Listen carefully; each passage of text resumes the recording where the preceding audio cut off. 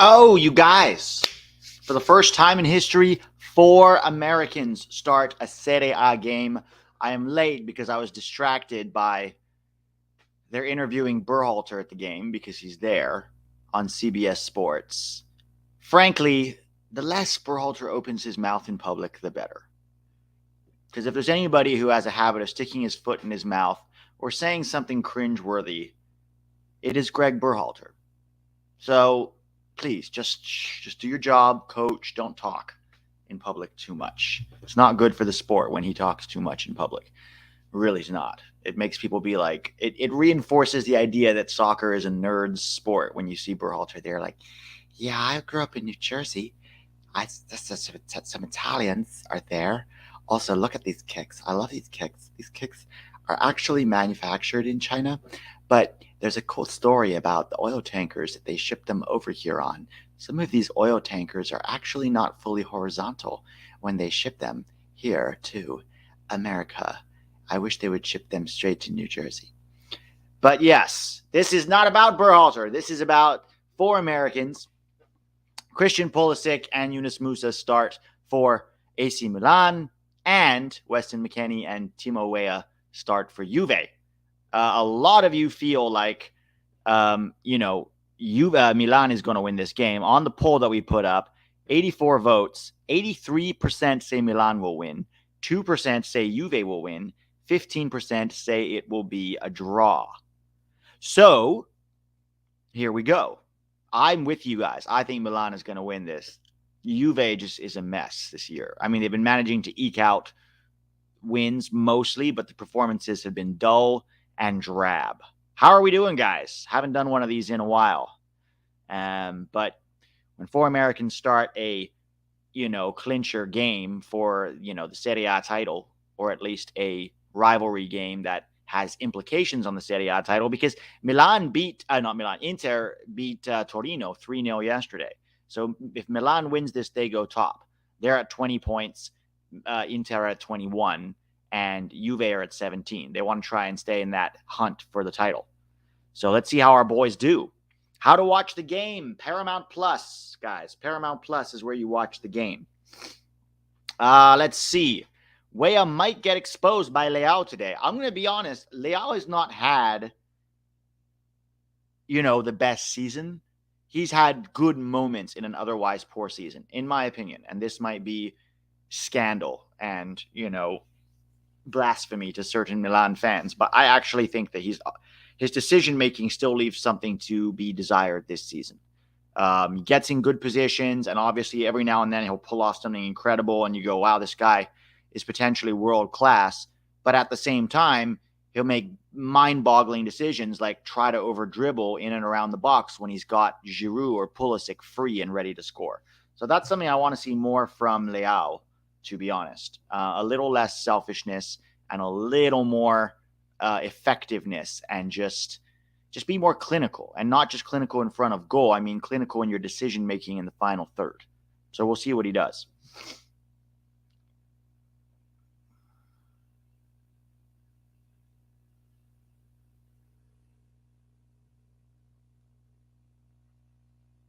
How have you guys been?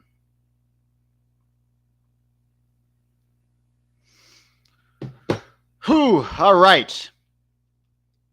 Our soccer streams works good, but does have a lot of pop-up ads. Yeah, your only other option if you don't have Paramount Plus, guys, is, some aid stream. Let's take a look at the lineup here. So for Milan, Mirante is in goal.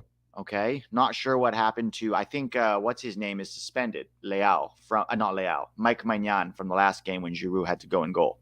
So Mirante starts. The back four of David Calabria, Malik Chaw, Fikayo Tomori, and Florenzi. In midfield, we have Nasser Adli, Reinders, and Yunus Musah.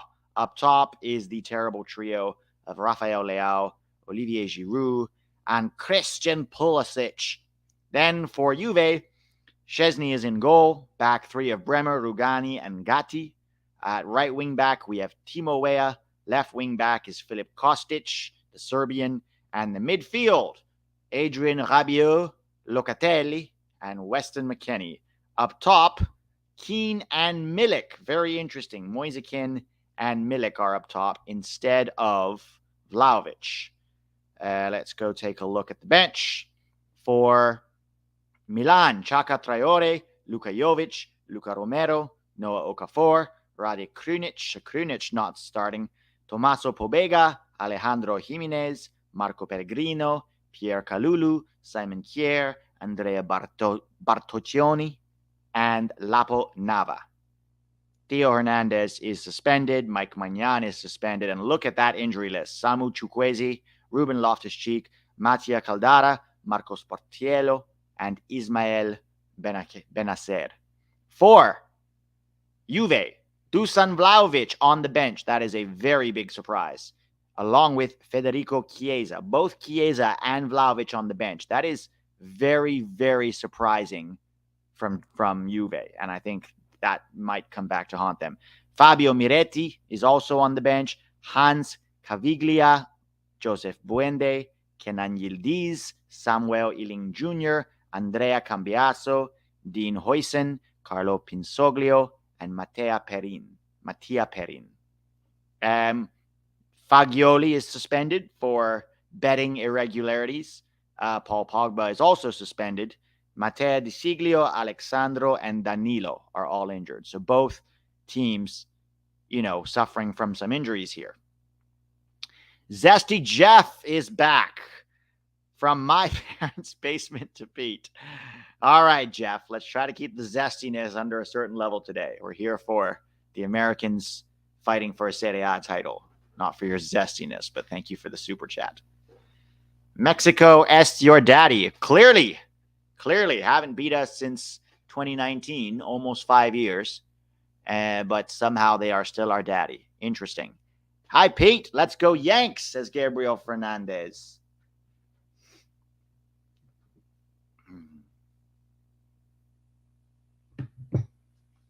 Pete, who do you rate higher, 2014 Matt Beasler or 2023 Zimmerman? Similar players. Very similar players. MLS level players, not good on the ball, just big, tall, aggressive, similar. What's up, man? Watching all the way from Singapore. Ian, are you American? Watching from Singapore. Welcome. We are 11 Yanks goes international. How's the ACL rehab going, Pete? Almost done, Chuck. It's been almost a year now. So by January, I should be cleared to return to playing again. So I'm looking forward to it. Just 2 months away. Just 2 months away. Soon we will meet again in the National League. And once again, the U.S. will remind Mexico who are the kings of CONCACAF. Bet 11 Yanks / TAC are going to regret all the Duncan Maguire hate. I love this. The hate. If you don't rate a player, you hate them. Dude embarrassed Michael Bradley last night for his final game. Wow. 49-year-old Michael Bradley was embarrassed. So therefore, this guy is national team material against Toronto, who have had the worst defense in the league. And yet somehow, let's hype them up. We did this with Jesus Ferreira. Remember, oh my God, he's scoring goals in MLS. He's got to be a good player. False. Then we realized he was not. We did this also with Brandon Vasquez. Oh my God, he's scoring goals in MLS. He must be a good player. This does not equate. You can score all the goals you want against terrible defending in MLS, like almost amateur level defending. I watch a player. I watch how they play. Trust me, Duncan Maguire is not national team level. Okay, but if that makes you feel better, that you're going to try and, make us regret our hate, then go for it. Whatever makes you happy, bro. Let's see. Bro said Michael Bradley. Yeah, this Messi guy scoring goals in MLS. But my point is that it doesn't matter if you're scoring goals in MLS. I look at your profile and what you can actually do. If Gio Reyna was scoring goals in MLS, I would still rate him because I know what kind of player he is. So, Pete, who are you going for in this match? Milan, because I don't think Juve has any chance of winning the title. I just don't think they're a strong enough team to win the title this year, and I want a team with Americans to win the title. So I'm rooting for Milan. I think Milan actually has the possibility to win the title. It's going to be them versus Inter. I don't think Juve has it in them for the long haul, personally. LOL. Love you, Pete. Thanks for the response. You're very welcome. How terrible to be the kid stuck with the refs. I know. You wanted to hold the hand of one of your heroes to walk out, but you got stuck with some pudgy ref. Pete, have you had the chance to watch Amir Richardson? I have not, mostly because he seems pretty committed to Toronto. Morocco, sorry. Got Michael Bradley up in my brain now. Look how happy these kids are. Oh, he's so high, pointing to his Milan badge. Oh, look at these cute-ass kids. They're just so dang happy to be out there with their heroes. Man, what I wouldn't have given when I was that age to be able to walk out on a game like this. Incredible.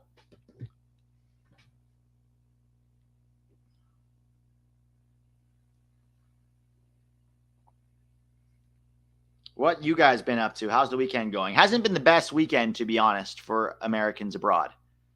You know, I mean, Gio played well. Balogun didn't score. None of the Eredivisie guys played well or even played, really. They all got like 10 minutes off the bench. So a little quieter weekend than we've been getting used to. But that's okay. Maybe the Americans here today will show up and show out.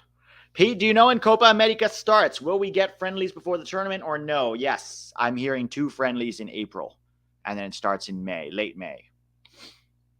So I'm hearing some April friendlies. We also have Nations League semifinal and final in March, right? Once we get past the group stage. So lots happening. Situation for Georgie not looking good. Georgie needs to come back to MLS probably. If you can't even make it in the Eredivisie and you're in your prime, probably just an MLS level player. I kind of hope Georgie comes back to Chicago and makes the Fire a little bit better than they are. Although I don't know if like going to Chicago is really a good idea for anybody who wants to be part of a cohesive team, because what a shit show disaster club. Watch, they're going to give Frank Klopas a new contract, and they're going to renew both the sporting director and the general manager. Because in Chicago, we love mediocrity. That's why U.S. Soccer put their headquarters there. They were like, ooh, we need a city that not only tolerates, but celebrates mediocrity. Where could we possibly go? Ooh, I know. Chicago.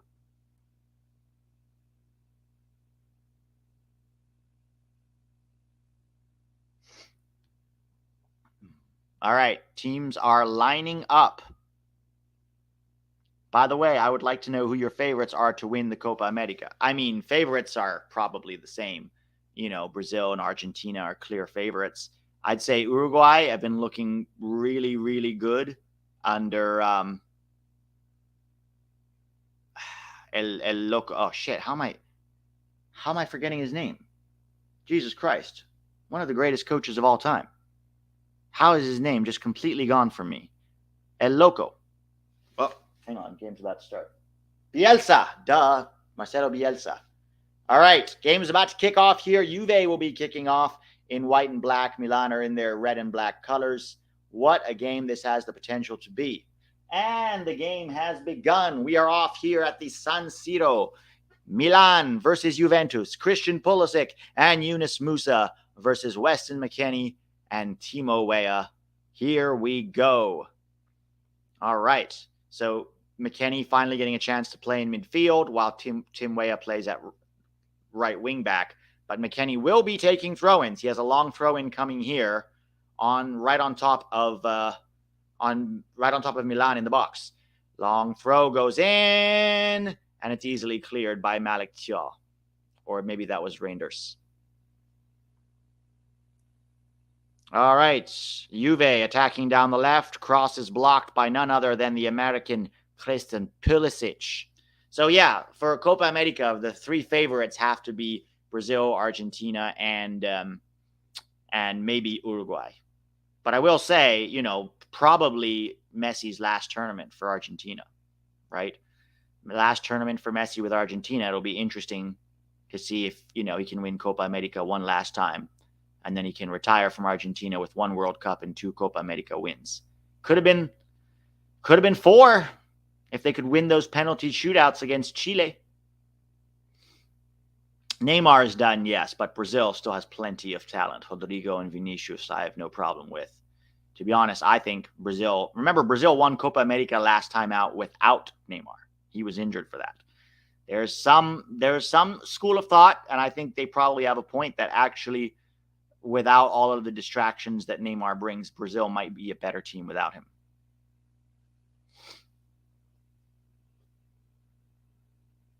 It wouldn't surprise me if Messi stays to the World Cup. I don't know, man. He's going to be 40 almost at that World Cup. Well, he'll be 39 at that World Cup. I don't know. I can't see Messi still being at a high level at 39, but you never know. Stranger things have happened. Stranger things have happened. They can't keep... Argentina needs to figure out the future, because a future without Di Maria and Messi for Argentina is problematic. They'll still be a good team. I think they'll still be a great team, actually. I just don't think they will be World Cup contenders without those two. And I think if you look at some of the young players, there's some interesting players, but not world-beating type players with Argentina. I just don't think they're going to be the same team. They've been so reliant on Messi for so long. Enzo Fernandez is like their big hope. You know what I mean? And he's fine. He's a good player, don't get me wrong. He's a great player. But he's not anywhere near Messi. And they've gotten so used to playing through Messi for so long that, and not just Messi, but Di Maria too. Oh, cross in the box. Comes off Giroud. That'll be a corner. No? Cross comes in. Yeah. That didn't even touch Giroud. That should absolutely be a corner. Came off Bremer. Yeah, it is. Okay. Calabria to take. Corner for Milan.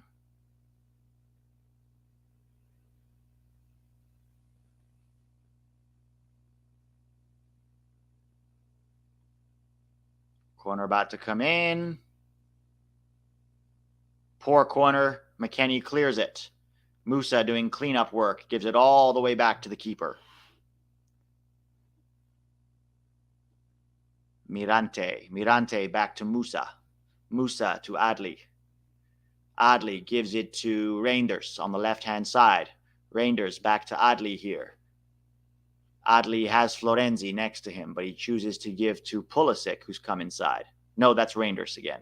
Now he switches it over out wide to Calabria on the right-hand side. Calabria finds Pulisic on the touchline. Pulisic dribbling in field near the center circle. Gives it back to Malik Thiaw. Malik Thiaw over to Florenzi. Florenzi over the top looking for Leao, but Brenner comes across and heads it out quite nicely. You need to investigate CONMEBOL more. Clearance by Juve. Leao trying to get onto it. Tim Weah manages to clear, but his clearance is soft and straight at Reinders. Reinders gives it to Musah. Musah under some pressure from Miretti. Khan brings it inside, gives it away. McKennie clears. McKennie looking for Milic. Ref says he was fouled by Tomori. Is like mass media level. Let me ask you this. Who do you have? Who do you have winning? Who are your favorites for Copa America? Who are your favorites? If my analysis is so bad, let's hear yours. Who are your favorites for Copa America, sir? And why? Tell me why. Tell me why. Ain't nothing but a heartache. Oh, Reinders is going to try to shoot from distance, and that is well wide. You had Pulisic to your right, Reinders. Tell me why. Right, so if most people would say Brazil, Argentina, and maybe Uruguay. There's no other team. Ecuador has a good young team, and they're definitely on the up and up. I just don't think they're contenders yet for Copa America. All right, Tim Weah has it down the right.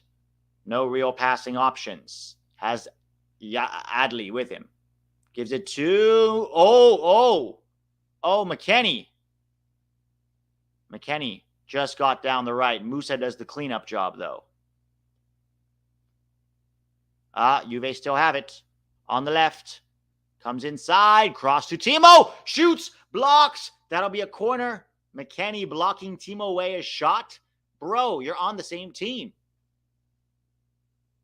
Let me watch this again. Was it McKennie?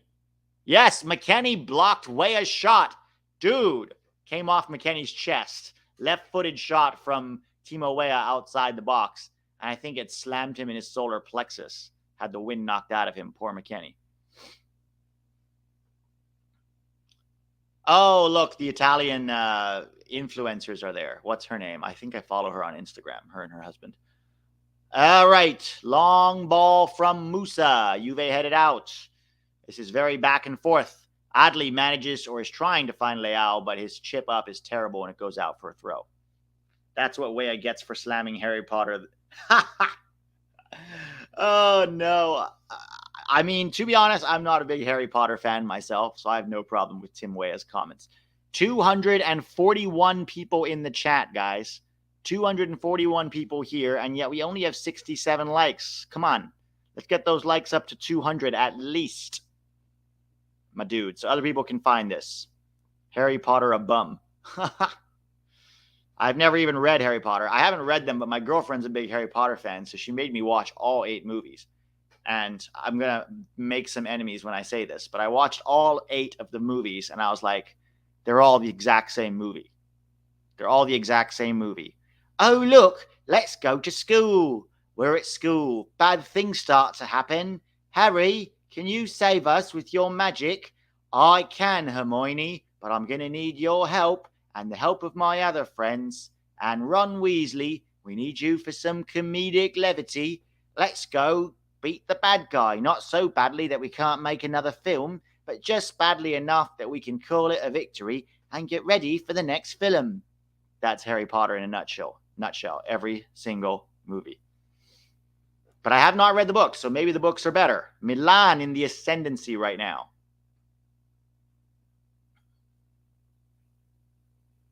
All right, Leao with the throw.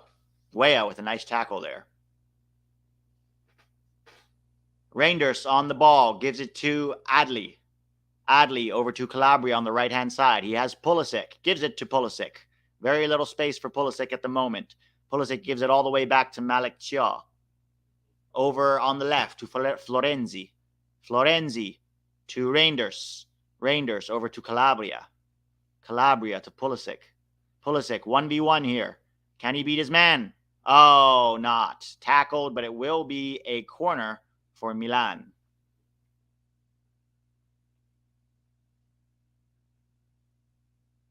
Score is still 0-0. Still 0-0. Should I put the banner up? Let me put the banner up.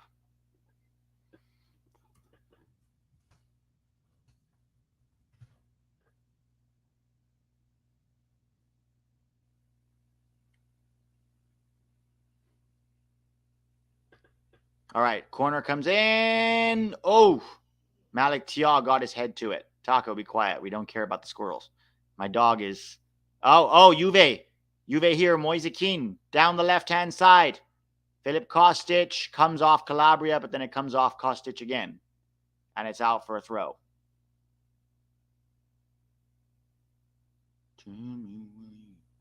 That was a good transition moment from Juve there.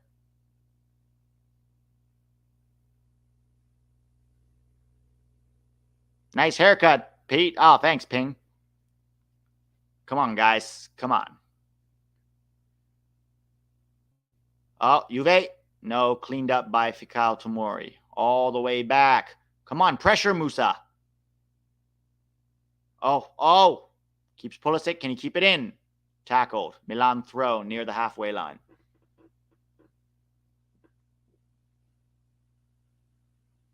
Yes, guys, smash the like button, yo. Come on. 240 people in the chat and only 118 likes. Let's get that up. Thank you, Daniel. All right, Reinders has it in midfield. We're 10 minutes in. Rafael Leao, big switch, looking for Pulisic. Pulisic takes it down with an excellent touch. He's 1v1 here. Cuts onto his left, but his cross is blocked. Can Milan do it? Calabria has a very wild shot from distance. Picks up the loose one after it came off Leao. Reinders beats his man. Gives it to Pulisic. Can Pulisic get a good cross? The cross is headed out by USMNT compatriot McKennie. It's bouncing in the box, and Juve finally clear their lines. Mamma mia, cosa fai? I did see the San Diego FC loyal. It's about as bland and vanilla as everything you expect from MLS. MLS should just rebrand as Vanilla FC. Leao, 1v1 here. He manages to beat him. Cross goes in. Oh, it was dropping for Pulisic, and it's headed out. Whew, this game is a good game so far, guys. 11 minutes in. Foul. Foul by Malik Tia on Moise Kean. Juve will have a free kick near the halfway line. Yeah, crawled all over him like an ant on an anthill. Vlahovic. Why did they bench Chiesa and Vlahovic? This is fascinating to me. Euro 2024 in Germany with your girl. Hey, we're planning to go to Europe this summer. That might not be a bad idea, actually. We're planning to travel this summer. The problem is it's during Copa America. It's during Copa America. I know Pete grew up internationally, but what is backstop with him in Chicago? I think I heard him mention once that the Fire would be his team in MLS, but could be mistaken. Yeah, when I moved back to the U.S., the first city I moved to was Chicago. So I spent 3 years there, and I love Chicago as a city, minus the weather. But I have a soft spot for the Fire because in my effort to support American soccer, because I was born and raised abroad, and I was like, okay, well, I got to go support American soccer so it can continue to grow. So I went to every Chicago Fire home game for 3 years in Bridgeview when we sucked even more than we suck now. Like, talk about levels of sucking. And it was just depressing. But I'd still go every week. And finally, after 3 years, I moved to Los Angeles, and I didn't have to do it anymore. So when people say I hate MLS, that history is important. And so I still have a soft spot for the Fire, and I want them to be good. And Chicago's a massive market with lots of people who love soccer, and they deserve to have a good team. But unfortunately, the people who run the Fire love mediocrity. Weston McKennie has the ball here. Timo Weah to Weston McKennie. He's 1v1 with Adley. What's he going to do? Gives it inside. Blocked by Florenzi. Leao. Can he beat him? He's beat. Leao down the left, screaming into space. Is he going to over dribble? Most likely. He's at the touchline now. More over dribbling, but the cross is good. Gives it to Giroud.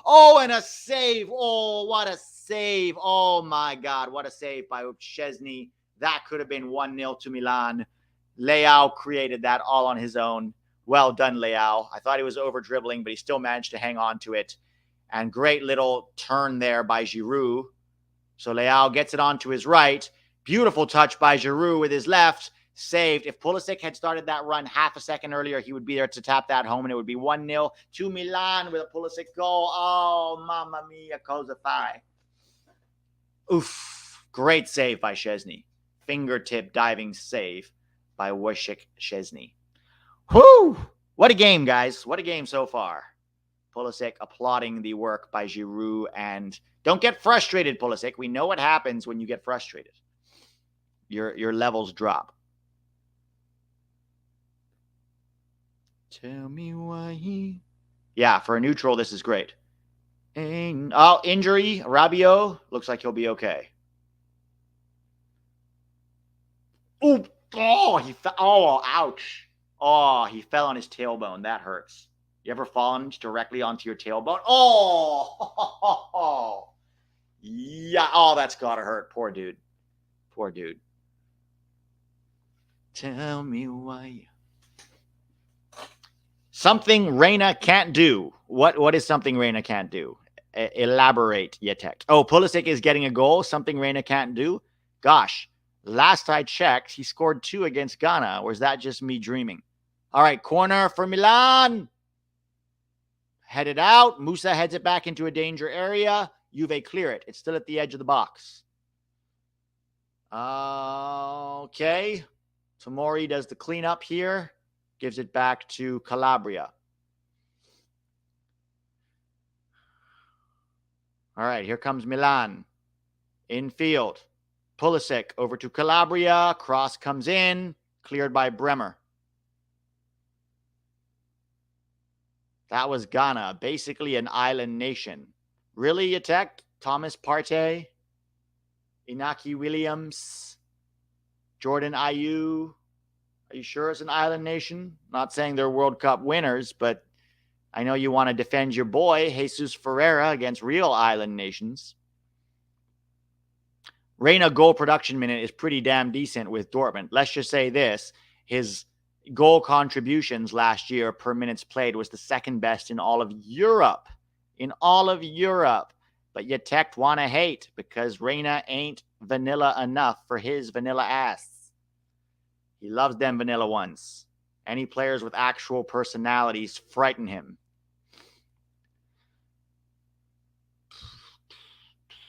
Musah must not have liked Weah's Harry Potter slander.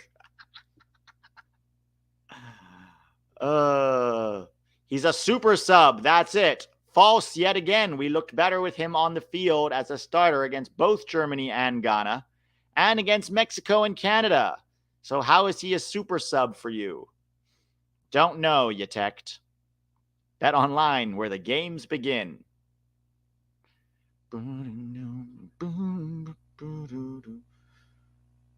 Musah getting tackled here. Oh, no, that's Leao.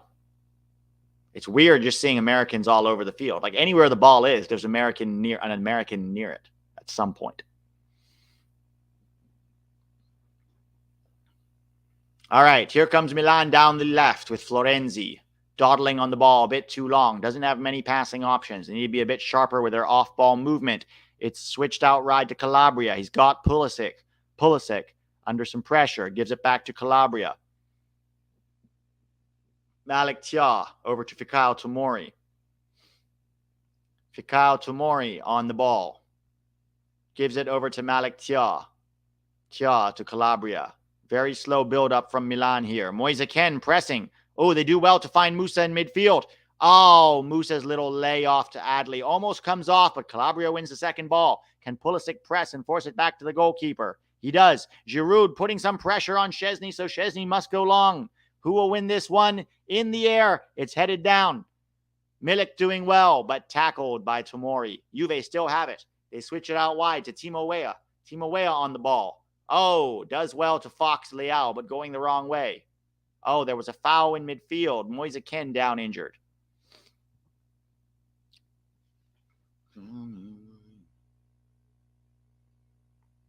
All right. Anthony Lafleur says, I will tell you, Pete, as a Milan fan myself, our coach, Stefano Pioli, has gotten plenty of criticism from the fan base, even though he has produced results. Yes, because when you're playing at that level for a team like Milan, they don't just expect you to win, they expect you to win in style. And when you don't do that, your expectations are not met, right? That's what it means to play at the highest level. And that's something I think Americans were, still not used to, especially a lot of USMNT fans. But guys, we still qualified for the World Cup in third. That's an achievement. From the worst region in the world outside of Oceania, we got third on goal difference over Costa Rica, which is what we were supposed to do. It was job done. That's all that matters at the end of the day. Well, where did I put my pom-poms and my orange slices? All right, Juve get the ball back. Timo Weah. He has McKennie to his right. Timo Weah, looking for Kean. Kean is through. He's got Malik Chia. He cuts inside. Well tackled by Calabria there.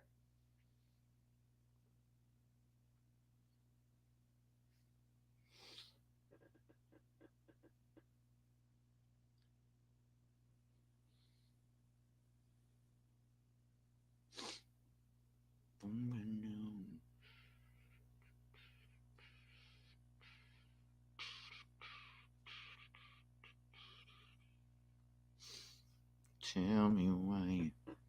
That and Pioli consistently loses to Inter, which is unacceptable. Yeah, that's the big one, right? You can't keep losing to your rivals, the biggest rivalry game. All right, let's see. Do you think we get Koleosho? It does seem to be trending in that direction from what I'm hearing, but I've heard he hasn't made a decision yet. But let me just say this. His decision to pull out of the Italy squad with an unnamed injury was very suspect. All right, corner for Juve. They're making him retake it. Pete, your Triple G voice is hilarious. You should do more of it during the broadcast. Triple G is a hard voice to do. I'm a kill Pete if Backstreet Boys get stuck in my head. Oh boy. Yep. That was my music when I was a teenager.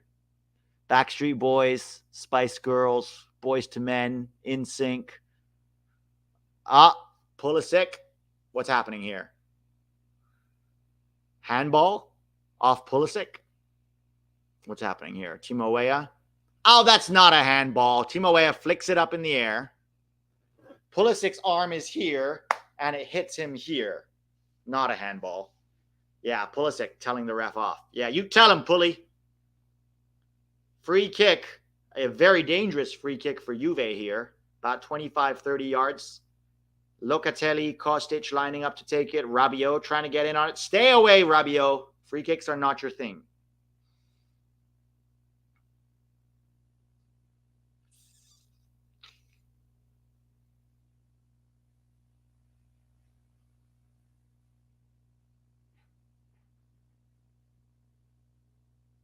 All right, Milik is going to take it. 23rd minute. 23rd minute, about 30, maybe 28 yards out. Very central. Very central. Milan's wall right at the edge of the box. Do not want Juve to score this.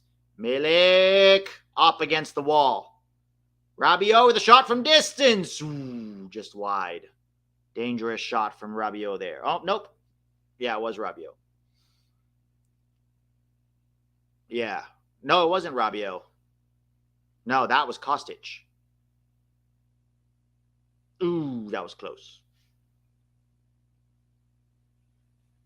Mm-hmm.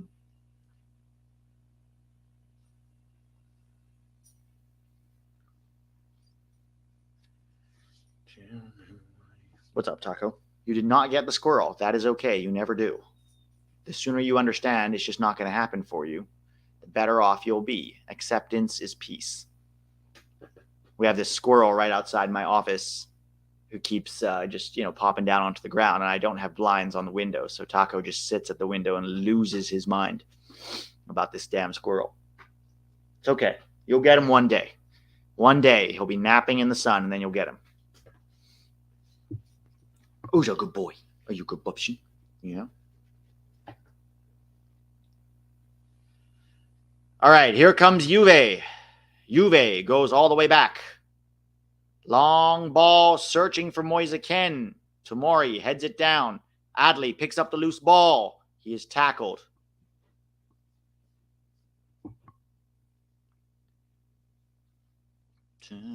That was Locatelli who made the tackle, by the way. Rangers.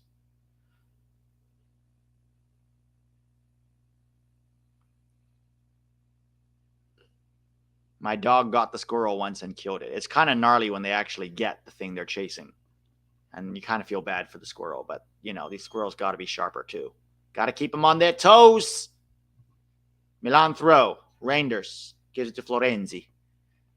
Florenzi gives it to Malik Thiaw across that back line. Finds Yunus Musah in the pocket. Musah to Pulley. Pulley comes inside onto his left. Beats his man. Creates some space, but he's tackled. Can Juve counter here? They end up going back. Pressure on Brenner. Pulley running. Force him back. Good work, Pulley. All the way back to Szczesny, who goes long with it. Can Timo Weah win the header? He does win the header. Locatelli brings it down. Back to Timo. Timo's robbed by Adli. Milan on the counter here. Leao on the left. Leao is 1v1. 1v1. Cross comes in, and it's a cross to nobody. That will go out for a goal kick for Juve. What's up, Taco? What is up? What's up? You've been good, buddy. You've been good, buddy. Did you fart? Stinks in here. Stinks in here. Say hi to everyone. Say hi. Say hi. I know your breath stinks. You need to brush your teeth. Ojo. How are our boys doing? Early on, Micah, neither of them is looking amazing, but not necessarily poor either. Szczesny on the ball, under pressure from Giroud. Juve really love their long ball, huh? Oh, McKennie tries to go in the header, but he misses it, and Milan win it back. All right, here comes Calabria.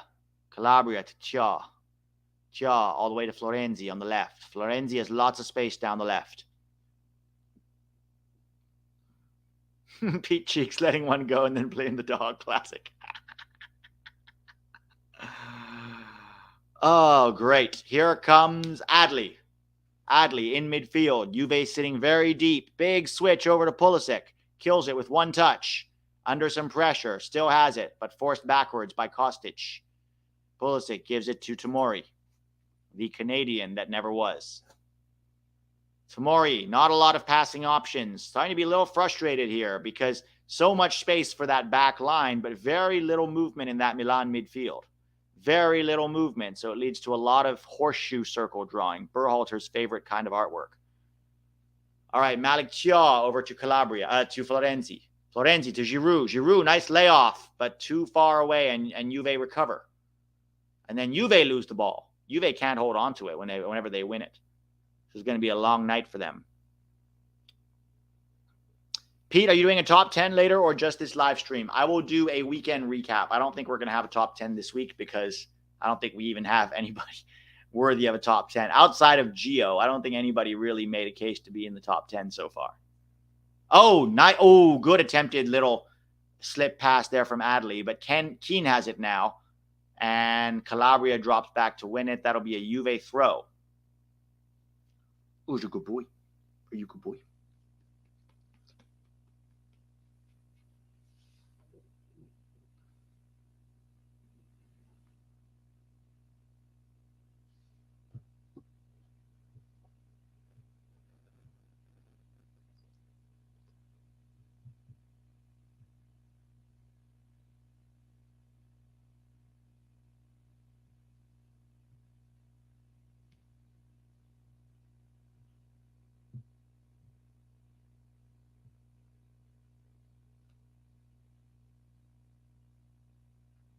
Judgmental deity. Berhalter is probably trying not to cream himself watching Allegri and Pioli's tactics. God, I love this community sometimes. How did Tresti do yesterday? Not bad. Not bad, considering it was Man United and it was only his second ever Premier League start. One or two shaky moments. There was one time he received a pass from the goalkeeper that he wasn't ready for, and it could have resulted in a shot for United. It was more just a lapse. I don't think he was looking. The pass was coming to him, and he was backpedaling, but the pass went in front of him, and he didn't change directions quickly enough. And so there were one or two shaky moments, but overall, he was also playing in a back four. Sheffield United played in the back four yesterday for the first time in like 18 months or longer even. So all things considered, I thought he did pretty well. I will give him a 7 out of 10 for yesterday. And neither Man United goal was on him. That is my, but I'll talk about the main performances in like a weekend recap, and then we'll do like a call-in show. We'll do like half an hour of call-in show so people can talk.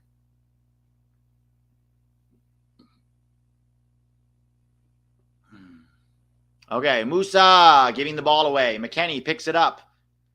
Here come Juve on the counter. Malik Tia 1v1 with Moise Kean, and Moise Kean fouls him as he tries to pass it back to the keeper, to Mirante.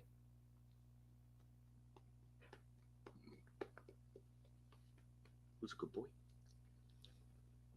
Are you a good boy? Yeah. Are you a good Bubson? Are you watching soccer? Who's going to win? Is it going to be Juve or Milan? Why does your breath stink? Your breath stinks very bad.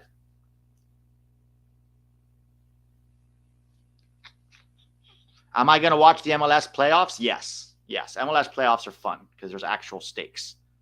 So yes, I will watch. Fighting again.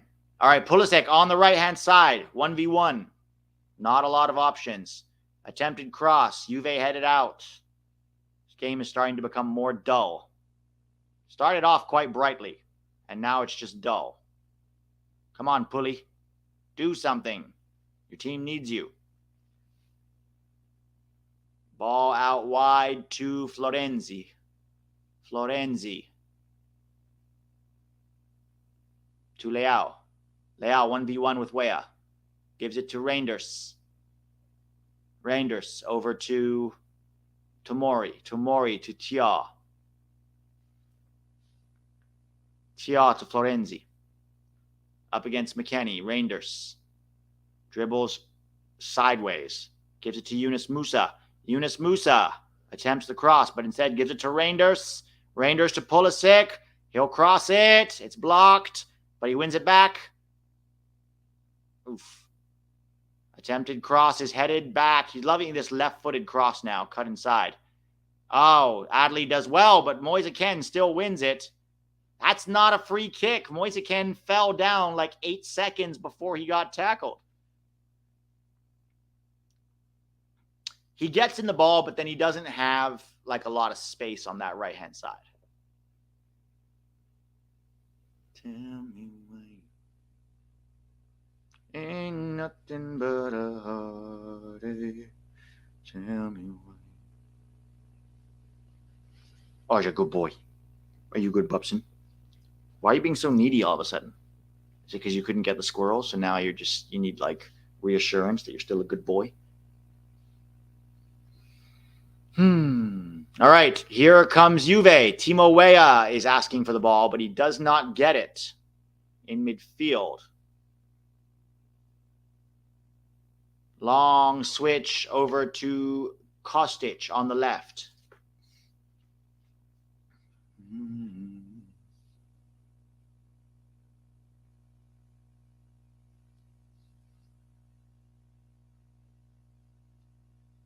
The Jock doesn't like Juve games.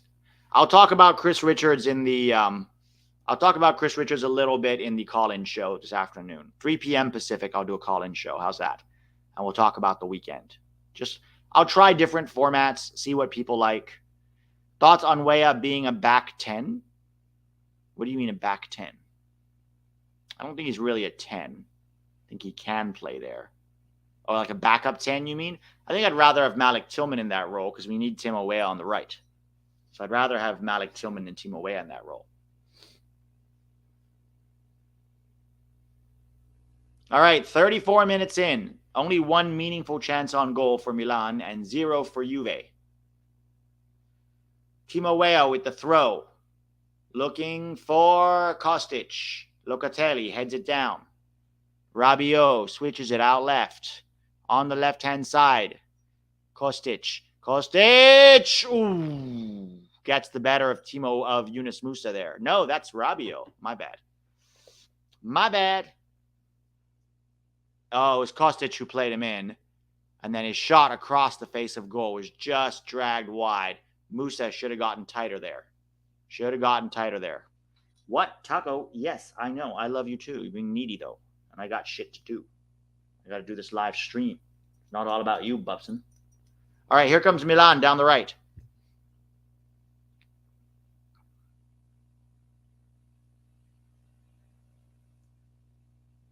Florenzi. Oh, boom. Juve looking for a lot. They lose every time Juve gets the ball. They just go long. They either go long on the wings or they go long right there looking straight for Milik or Moise Kean. I don't really think that's going to work for Juve. Whew.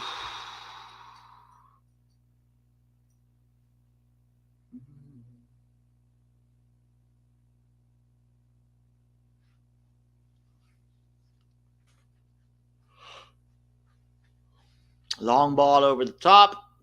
Juve heads it down. Juve now drawing horseshoe across their line. They go all the way back to Szczesny. What about Ferreira as the third string 10? Be serious, Matt. Give me Paxton, Aronson, or heck, Brian Gutierrez. Ferreira, come on. Ferreira needs to go try himself out in Europe and go actually become a proper competitive player. Playing in the Mickey Mouse Disney Celebration League means very little. Very little. All right, here comes Calabria down the right. Musah.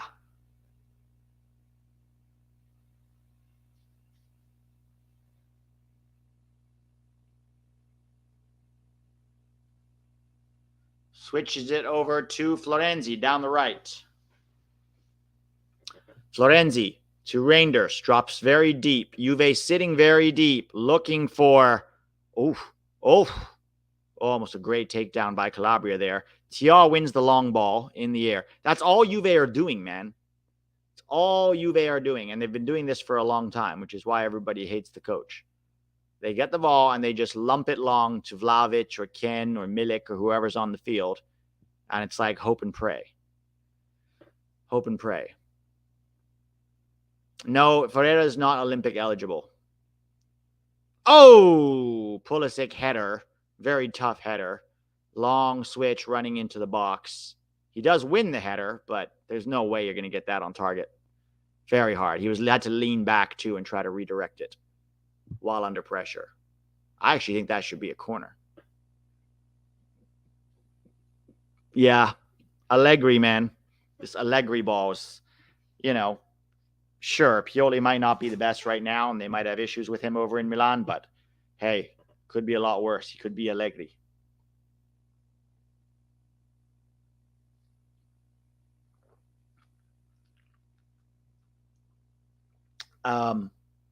If you were to place Dest somewhere, is Ken through? Good defending, Calabria.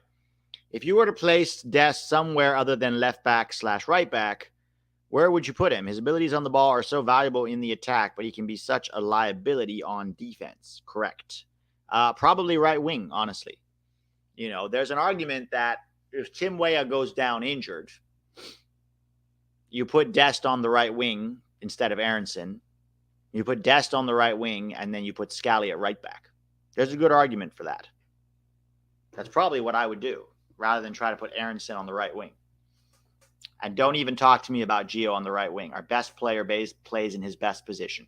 Period.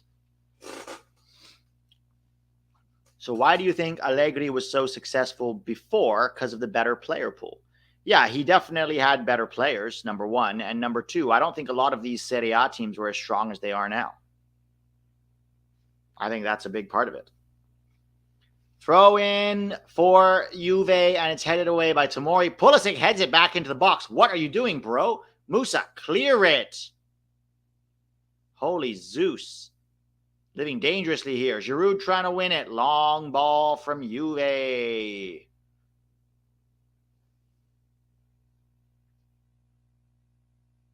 If you have to put Ferreira somewhere at 10 is better than 9, but why should we have to force him into the team? Exactly, Rico. 100%.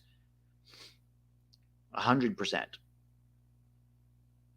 Why not play Dest as a pivot with Adams right in front of the defense where he can carry the ball up the field? Diego, because we have better guys to play there. Musah, McKennie. Also, I don't want Dest carrying the ball up the field in the middle of the park in a dangerous part of the field. Hell no. Hell no. That's risky as shit. You want him wide, cutting inside. That's where you want him. You don't want him having to also that double pivot has to do a lot of defending and be very tactically aware and very disciplined. Oh, Ken fouled. Definitely a very dangerous free kick for Juve. Oh, shit. Oh, shit. Oh, shit. He's off. Oh, Milan. Red card. Milan's in trouble now. Oh, Malik Thiaw is off. Which, to be fair, he was the last man, and that was a goal-scoring opportunity if Moise Kean goes through. If Moise Kean goes through.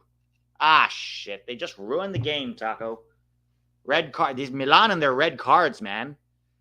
Oh, yeah. That's probably fair. It was, by the way, Timo Weah who fed him that ball. Oh, Timo Weah was actually fouled in the build-up to that. He was fouled as he played Moise Kean in. Look, it was Florenzi. He kicks him in the back of the legs as he plays Moise Kean in, and then Malik Thiaw definitely fouls him. 2 fouls here. Thiaw and Florenzi fouled Ken and Weah. So Malik Thiaw is off. Milan are down to 10 men. It's still 0-0. It's still 0-0. But they have a very dangerous free kick here, and it looks like Filip Kostic is going to take it. Tell me why ain't nothing but a heartache.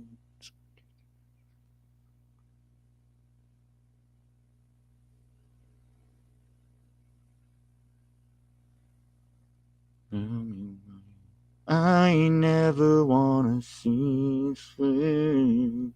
I want it that way. What about Ferreira at goalkeeper? He says goal calling it. Let's see if Lamar Reynolds is a prophet here. Kostic lumps it in, headed out. No goal. Sorry, Lamar. Looks like a fortune teller career is not for you. Pete is a boomer for knowing that song. I'm not a boomer. I'm a millennial. Through and through. Paredes at left back long term. Do you like McKennie better at left wing back or at the 8? I don't like McKennie at the left wing back at all. I don't think McKennie should be a wing back. Lamar, Pete, I like you, mate, but stop singing that shit. It's stuck in my head, bro. What am I supposed to do? I love his leadership, but he has always been a liability on the ball in midfield. I don't think he's a liability on the ball in midfield. I just think he's a very specific kind of 8. You know, he's a very drive up and down the field with the ball at his feet kind of 8, and he can play good passes. I have no problem with him as an 8. Oh, great. They pulled off Pulisic because of Tia. God damn it. Fuck you, Milan. Yeah, because you have to bring on Pierre Kalulu for Malik Tia, so Pulisic has to suffer. Ah, fuck. Great. All right, well, let's go Juve then. Fucking A, man. Poor Pulisic. Not his fault. Not his fault at all. Yeah, of course he's pissed. Malik Tia was, the first one. It's Malik Tia's fault. Now you have to pull off Pulisic to get another defender on the field. All right, let's go Juve. The team with 2 Americans on the field.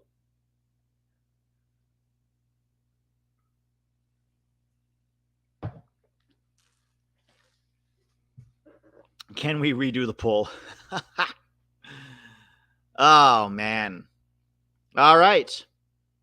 Pioli is going to be criticized heavily if they don't win this game. They're at home. They have to win this game. And Inter already pulled ahead. So if they don't win this game, Pioli's going to come under more fire. How do they get so many damn red cards? Last week it was Maignan and Tio Hernandez, and this week it's fucking, well, I guess it wasn't last week, 2 weeks ago, but this week it's now Malik Tia. These defenders, keepers need some discipline, man. All right. And just like that, I went from rooting for Milan to rooting for Juve. I know. All right. Timmy Weah. Give Brenner down the left.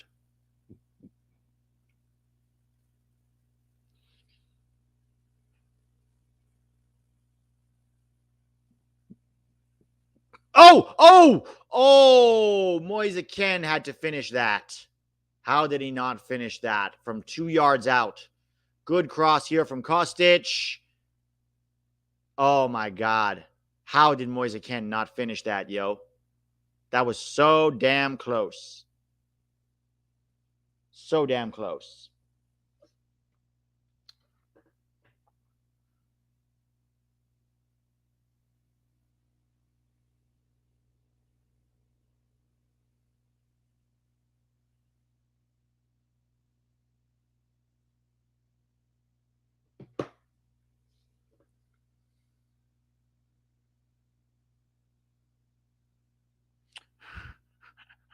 Retard says, you think a lot like me, mate.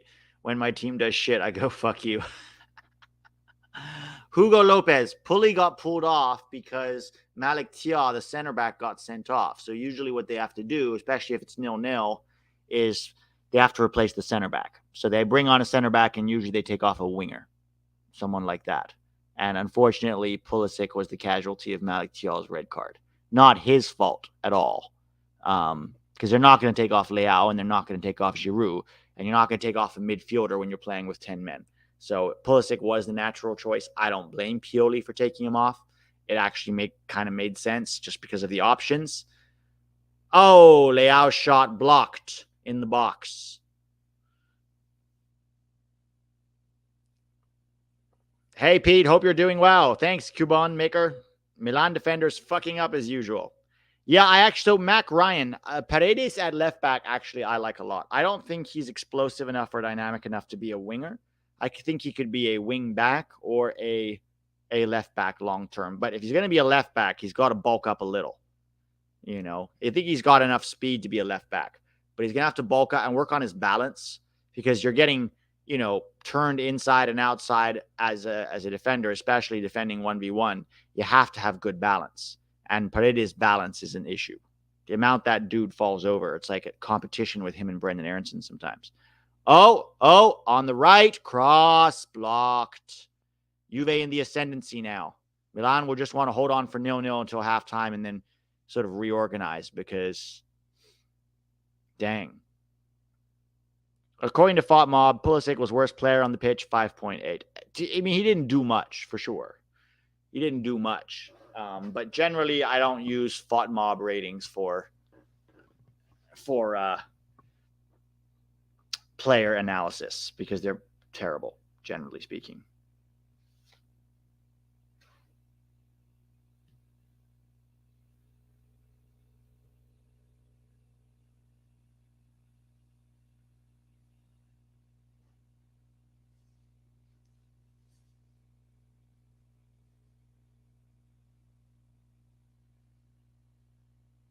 Milan clear their lines. Tim Weah versus Leao.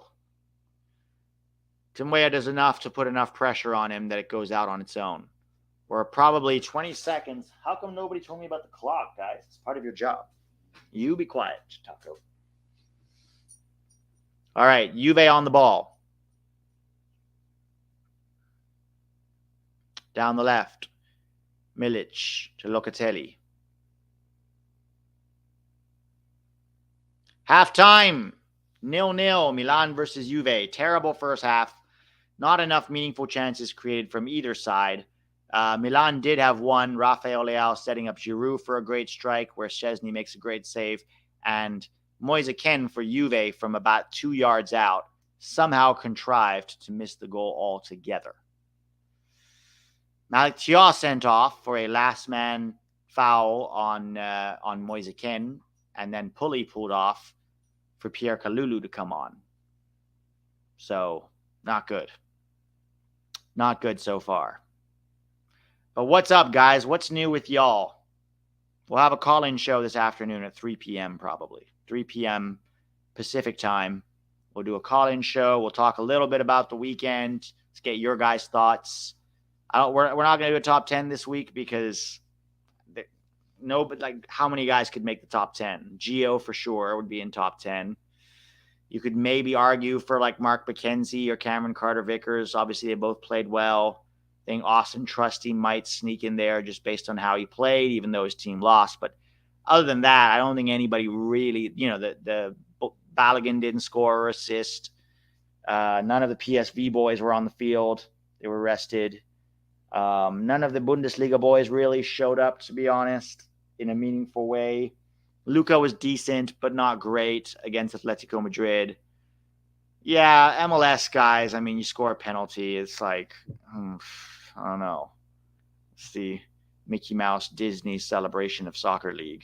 Hard to put too much weight in that, Only MLS guys that could, would be pushing would be probably Diego Luna. He had a really nice solo goal, albeit against Colorado. Duncan Maguire probably with, 2 goals. Again, albeit against Toronto, the worst defense in the league. And then you've got, who else? Owen Wolf scored for Austin, but, and John Tolkien got a penalty for Red Bulls. But, I mean, it's just decent to good performances in MLS shouldn't really earn you a spot in the top 10. I think that's the truth. I think probably in a normal week, only a brace, like a Duncan Maguire, maybe. So, hey, Pete, are you going to get out of the CONCACAF Council for next window? Here's the problem we have with CONCACAF Council is getting guys to stick around for it, right? So we had this guy, Rogelio, who used to cover Panama, and I thought he did a great job, but he's been completely off the radar for a long time and doesn't seem to be covering Panama anymore. And then we had this guy who was helping us cover Mexico, He's no longer, he mentioned he doesn't want to be a part of it anymore, because I get it. Being a Mexico fan right now sucks. It's just we have so many, we don't have enough. The only really consistent correspondent that we have is Josh for Canada and then me for the US. And obviously we have Eddie. So Josh for Canada, me for the US, Eddie for Costa Rica, and what's his name for Jamaica, who everyone loves. So those guys are there, but all the other guys are very inconsistent and they come and go.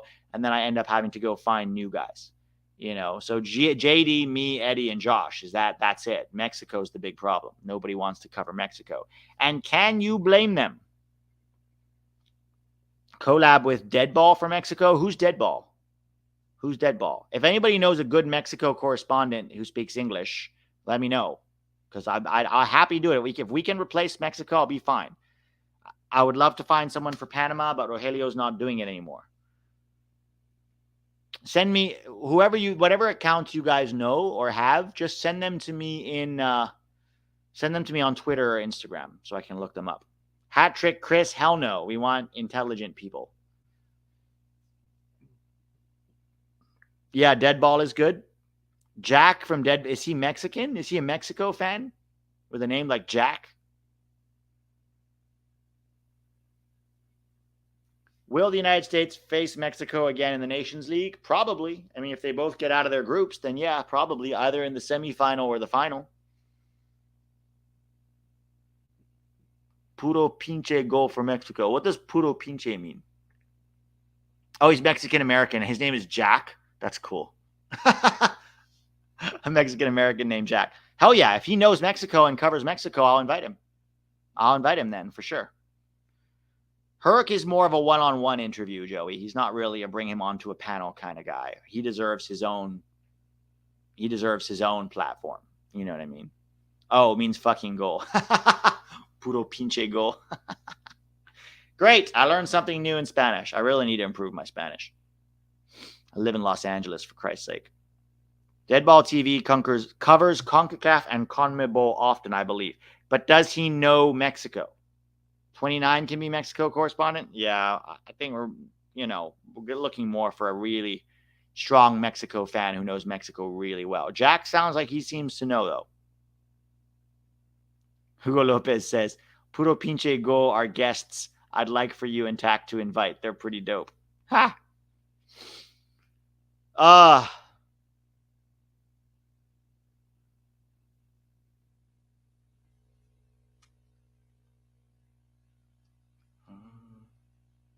Hey, y'all, what do you think of San Diego logo? Nobody likes it. Nobody likes it. It's trash. It's like every USMNT jersey we've ever produced in the last 5 years. Trash. Straight up trash.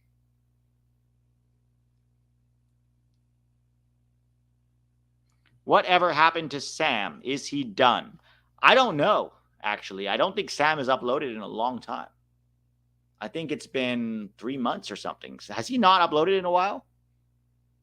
I don't think he's uploaded in a while, has he? I think he might be done. Or maybe taking a break. I'm not sure. Not sure. Donovan loves Mexico. You could invite him. Get that one guy you always argue with on Twitter, Pete. Which one? Seems like it, I guess. He only uploads once every couple of months or so. Oh, yeah. I don't know. Maybe he's got work. Maybe he's busy. I don't know. I don't know what happened to Sam. Jake also stopped, I think. Didn't Jake also stop? He joined Men in Blazers as an editor or something. Yeah, I think Jake joined Men in Blazers or something as an editor, so somebody said. This game is not zesty, says Jeff.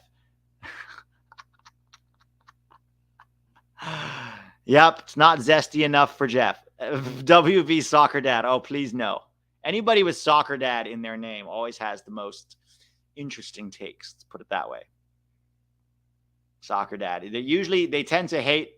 There's one guy, I don't remember his name. I think it's Dan Johannes. He's been hating on Gio for the last 3 years. And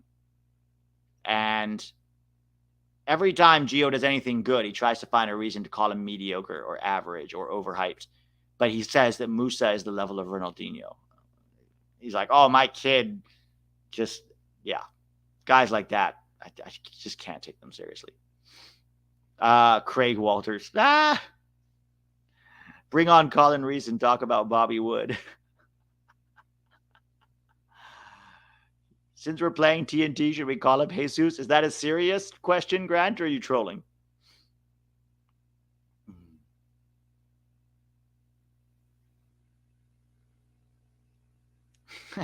Yosef, I'm glad BJ is stroking Greg the right way to get him to change. Lads Footy Show consistently hates on Gio. Who's Lads Footy Show? Are they Brits?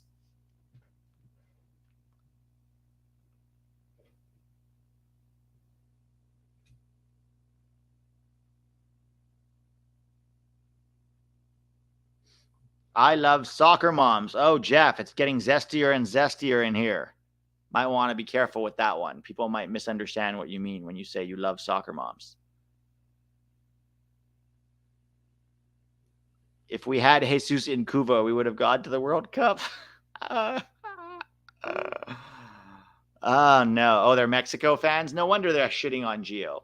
They can only hope to have a Gio one day if they work hard enough on their youth development. A Mexican channel called Lads Footy. That is the most non-Mexican channel name you could possibly have. Lads Footy, right? The lads talking footy. That's about as British as they come. It's hilarious. Soccer mom makes the best orange slices. Yes, orange slices and Capricin drinks. I'd like to hear what kind of intro Rog from MIB comes up with for you and Tack. They kill my city of birth with a trash San Diego logo. Yeah, they not only killed your city of birth with that logo, they also killed the team you already had, the San Diego Loyal. All they have is Orbelin, Pineda. They're trying to get Obed. Yeah, you have to get anybody you can. They're down so bad for talent. So bad. And a lot of the talent they did have is like aging out too. So yeah, I'm not surprised they're trying to get. Maybe we can gift them Jesus Ferreira. Oh, no, Jesus Ferreira is Colombian. Never mind. We can't gift him to them. Yeah, Jovenis doesn't want to be the Mexico correspondent. I've asked him many times. I've asked him before. He doesn't want to do it. They should have gotten Cade Cowell. Yeah, we can give them Cade Cowell. Marcelo Flores, isn't he back in Liga MX now? Or is he not even? I think he was loaned to the second division, but he's not playing. He's in the second division of Spain, but he's not playing. And he was their great big hope. Give them Paul Arriola or Zendejas back. I don't know, man. Zendejas is kind of coming around, at least for Club America. He scored a really nice golazo again on the weekend. I don't know, man. Zendejas was terrible at the Gold Cup, but he's playing well for America. As a depth piece, let's hang on to him. Yes, Brian Gutierrez is eligible for Mexico, but I don't think he's switching anytime soon. He wants to play for the U.S. He was really mad that he was not released for the Under-20 World Cup. He is in the Olympic roster, though. Hopefully he'll get released for that. But Pete, didn't you know tying Germany put Mexico back on top? Oh, that's my favorite. That's my favorite. We tied Germany in a friendly. Who was it? Was it Orbelin or was it Alexis Vega who was saying that Mexico are a world power because they drew with Germany in a friendly? Who was it? Maybe it was Cesar Montes. It was one of them. One of them was like, oh, we're got world power now. So it's like, but guys, we beat Italy, the Netherlands, and Germany in friendlies, under Jurgen Klinsmann. It means absolutely fuck all. Cordova, that's who it was. It was Sebastian Cordova. President Chip, we're going to do a live, we're going to do a call-in show at 3 p.m. 3 p.m., we're going to do a call-in show if you want to come hang for that on Discord. Well, Cubana Maker says, sounds like a typical Mexico take. Yeah, but also Canada take. Remember when during the World Cup venues draw, they had Jonathan Osorio, Pulisic, and Chucky standing there, and they asked him who was the best in CONCACAF, and Jonathan Osorio was like, well, considering who finished top of the World Cup group, I'd say it's us. Then they went on to become the joint worst team at the World Cup. not only not getting out of their group, but not getting a single point along with hosts Qatar. Then they lost to the US once again in the Nations League final.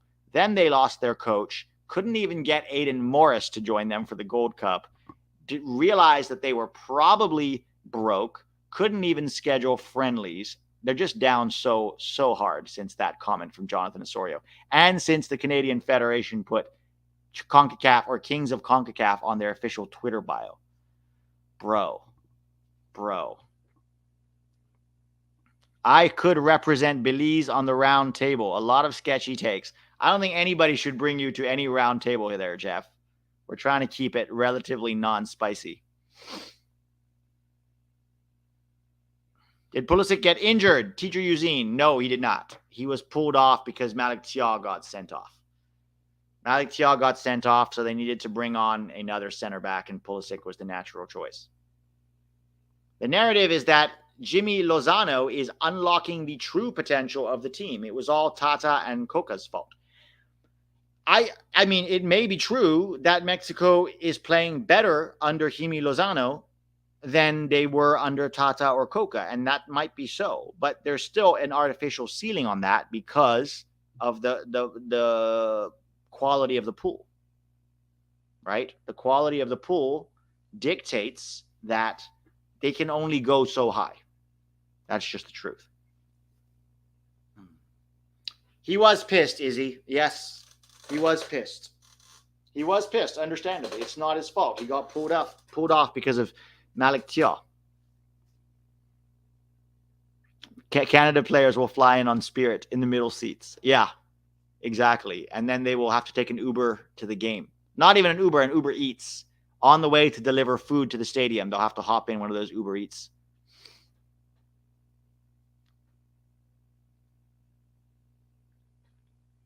Canada needs to qualify for the Copa America to get some money, or else it'll be game over for them. Yeah. If they don't qualify for Copa America, they might as well give up. Yeah, it's a long halftime. It's a long halftime for sure.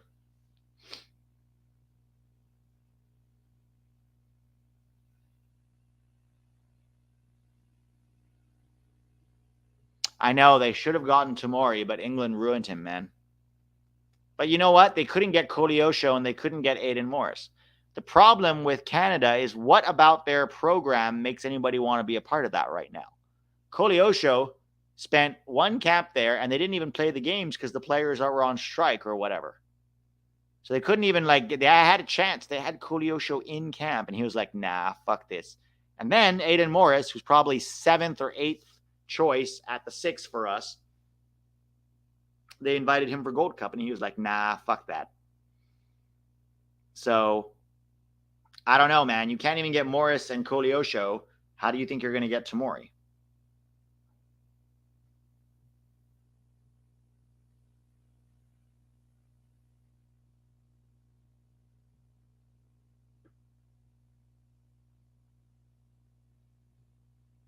Why you gotta be so rude?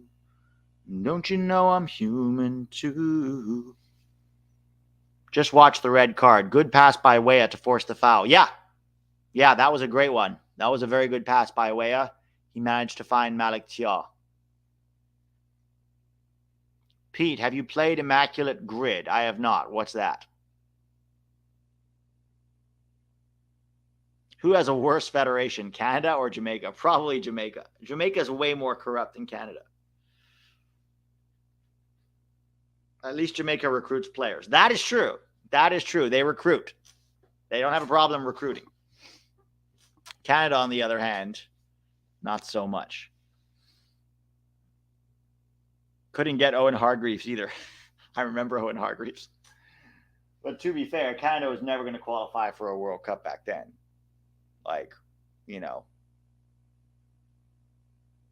Yeah. But the clock's at 47, so it's going to be a little bit.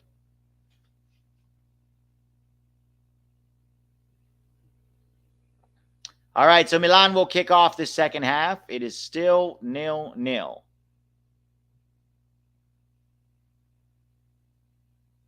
Second half is kicked off. Milan playing with 10 men after Malik Thiaw was sent off and Pulisic pulled off as a result. At this point, you have to say, with 10 men, a 0-0 draw might not be a terrible result for Milan. Keeps them in second at least. But considering they were at home against a not great Juve team, a draw still not great. Not great. McKennie to Locatelli. Locatelli. McKennie. Locatelli switches it out wide to Kostic. Cross comes in. Pierre Kalulu heads it out. McKennie picks up the loose ball. Gives it to Weah on the right. Weah, 1v1. Cross is blocked.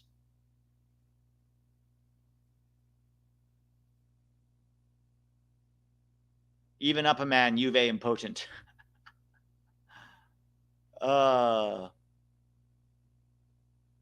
Immaculate Grid takes two clubs and you name a player that played for both. The lesser known the player, the better the score. Oof, that is tough. I don't know if I'm that well versed in soccer. Try it. Try it. Send me one. Tim Weah here. Passes it backwards. We're still on 46, guys. The clock's at 47:42. Give it a second. Locatelli. Back to Brenner. Will Juve bring in their big guns in the last 20 minutes? They better. They got Chiesa and Vlahovic on the field, and they're playing a man up. They kind of have to win this now. Taco, stop. He's freaking out about the squirrel again.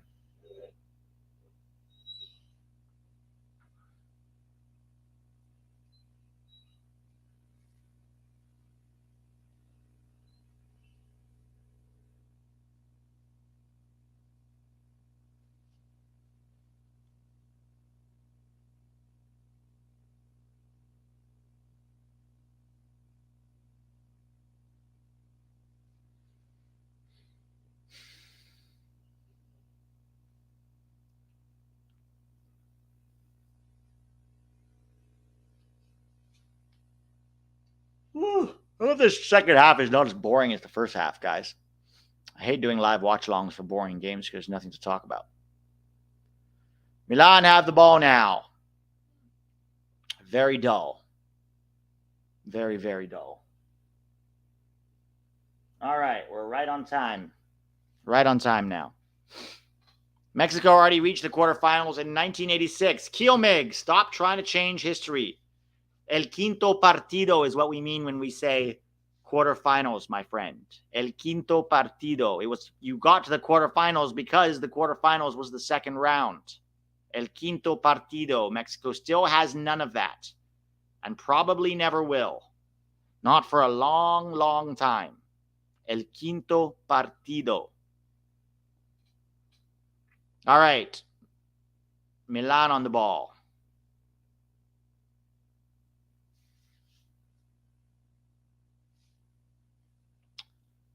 Long ball. Kostic tries to bring it down. Calabria steals it. Calabria's fouled near the halfway line.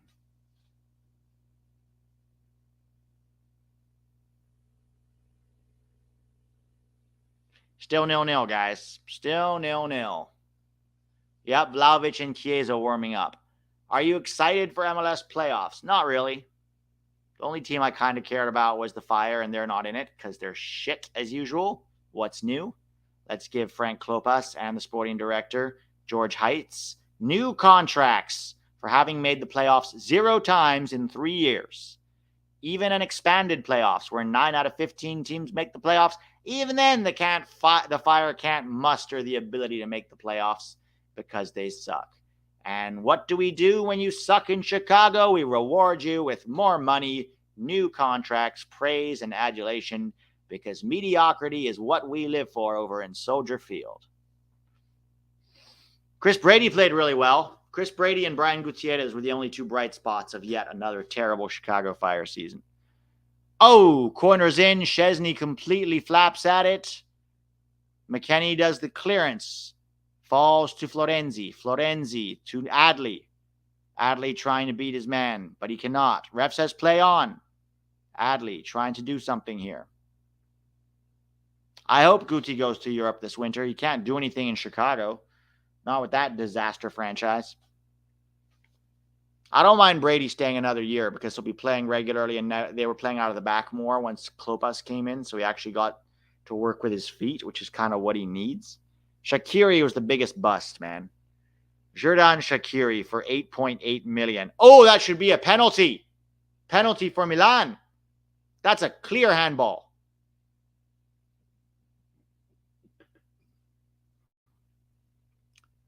How is that not a penalty? Oh, it's a free kick. My bad. Free kick. Wasn't in the box. Wasn't in the box.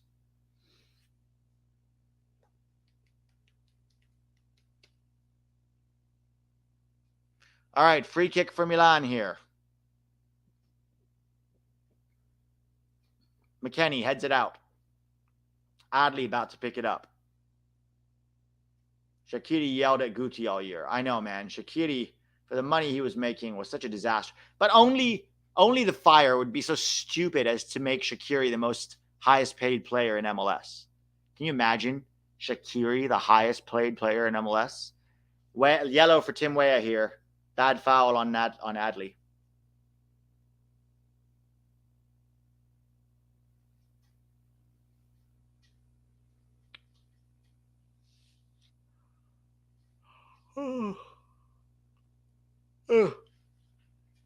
This game is dull. Taco, stop. Stop it. This is how concerned Taco is right now about the squirrel. Taco, stop. You're not going to get it. Yeah, I know. It sucks.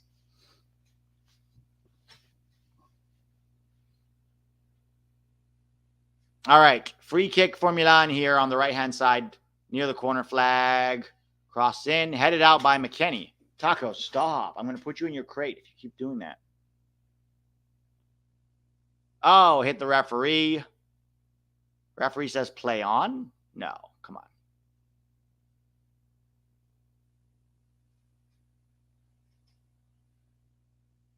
He's got some hops. Yeah, he's Malinois. He's got Malinois in him, so he can jump. This fucker can jump a 6-foot wall from a standing position. Maybe we'll use him as a striker. He can like win headers. You want to be a striker? Or you want to be a center back and win headers, Taco? Because that's not all you're good for. He is fast. He's got speed. He's got speed and he can jump. So he's basically Walker Zimmerman. Although he isn't actually that fast. Miles Robinson, more like. No actual skill. Just hops and speed. McKennie playing Weah through. Oh, McKennie gets past him. Weah. Damn it, Weah. Double teamed out for a corner. This game on Paramount Plus? Yes. Taco, the Jordan Morris of dog football. Remember when Max Bretos tried to convince us all that Jordan Morris was a header specialist and that's why he deserved to be in the team? Vlahovic is coming on. I wonder if McKennie and Weah are going to be one of the guys to come off. Why you gotta be so rude? Taco's calmed down a little now, but he's still quite concerned about the squirrel.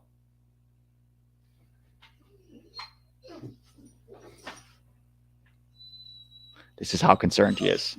Taco, you're going to hurt yourself or break the glass. Taco, stop.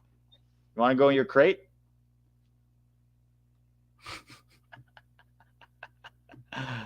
Oh, Taco. Hey, all right. Let me put him in his crate. He's losing his mind. Come here. Come here. You're out. Move. Come on. Let's go to the crate. You need to take some chill time. Off you go.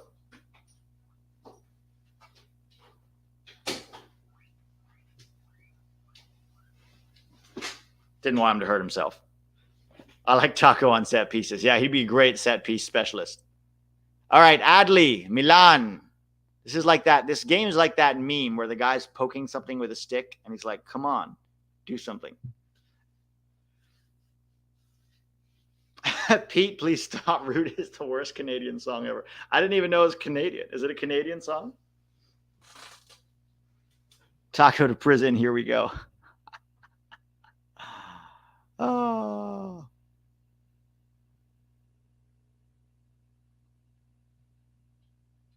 Taco could score on Mexico. All right, so Cambiaso is coming off. Keane and Kostic are off for Vlahovic and Cambiaso. No Chiesa yet. No Chiesa yet.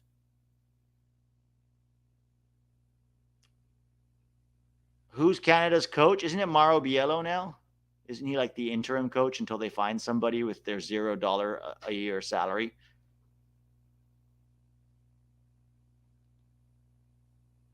All right, 55 minutes in.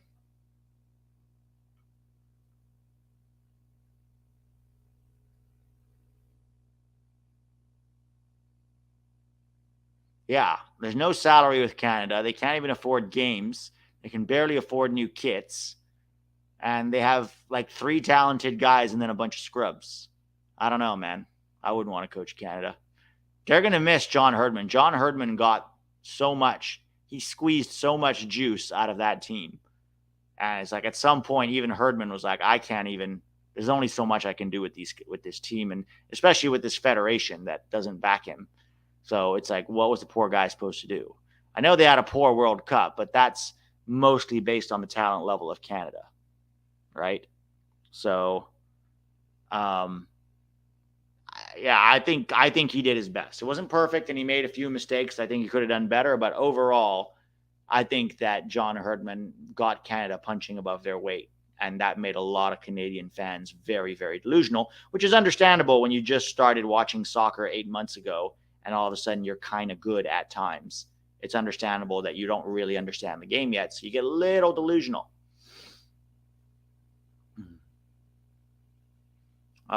Here comes Juve. Good tackle, Calabria. Calabria has been very solid defensively today.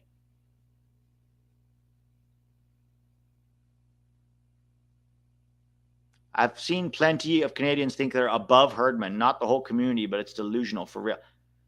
Gotta love Canadians, man. Like there's no restraint with Canadians. We're better. We're better than John Herdman, eh? I'd pay a toonie to get a really good coach like Pep Guardiola to come in here. We'll give him some poutine and the world-class players that we have at our disposal. Sorry. Here comes Leao down the left with Tim Weah. McKennie tackled. Well done, McKennie. Juve wins the ball back. I know. Herdman chose the last team in MLS as the better job than Canada. So the worst team in MLS versus the Canadian national team. The worst team in the Mickey Mouse Disney Celebration of Soccer League versus the Canadian national team. That should tell you everything about it.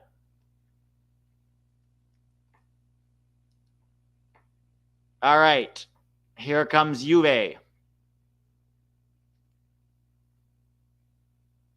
Locatelli, Kostic, Vlahovic, 1v1 with Tomori. Can he get past him? Cross is blocked. Still there. Musah will pick it up.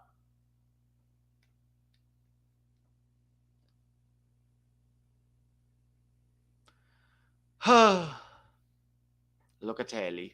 Handball, says the ref.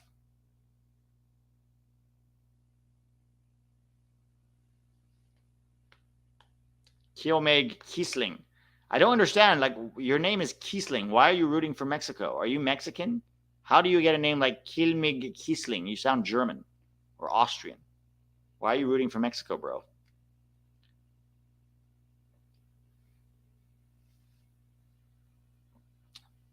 Pete, should we have Herdman over Triple G? It's never going to happen. I think Herdman is a lot more flexible than Triple G, for sure. I mean, I would have almost anybody over Triple G. But it's not going to happen. We're stuck with Triple G, and all we can do is hope that he learns slowly, ever so slowly.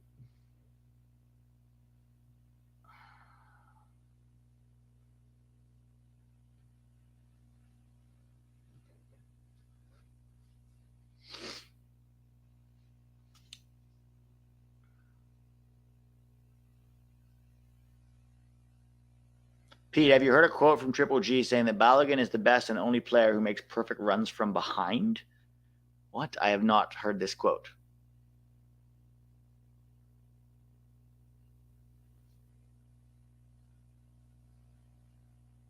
Giroud out, Pulisic out, game is boring now. Well, yeah, it's become problem is you have 10 men Milan versus melatonin ball Juve. What did we expect? 10 men versus melatonin ball?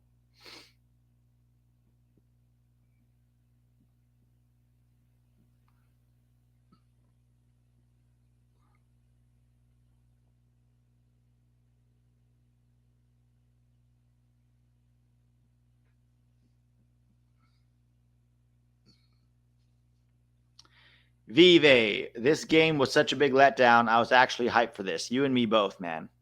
This was supposed to be the game to watch. And what a dull, drab affair it's been, despite the Americans being involved. Who are the best long passers in the pool? I would say long passers, Reina, McKennie, and Ream. Brooks, Ream, McKennie, and Reina.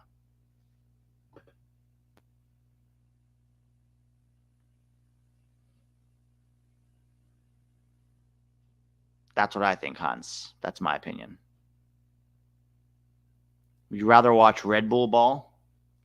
Probably. At least Red Bull ball is exciting. They're charging around like maniacs, like Brendan Aronson and Tyler Adams. This is just pass. Then this is Juve. Pass. Go long. Pass. Go long. That's like literally the mantra they all chant in the dressing room before the game. And for Milan, it goes pass along the back. Look for Leao. Pass along the back. Look for Leao.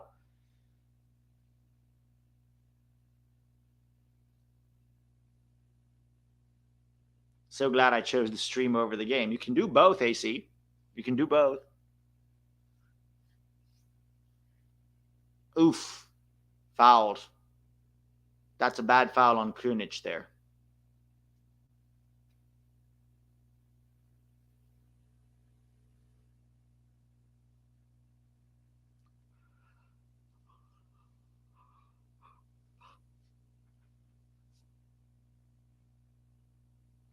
More long ball from Milan.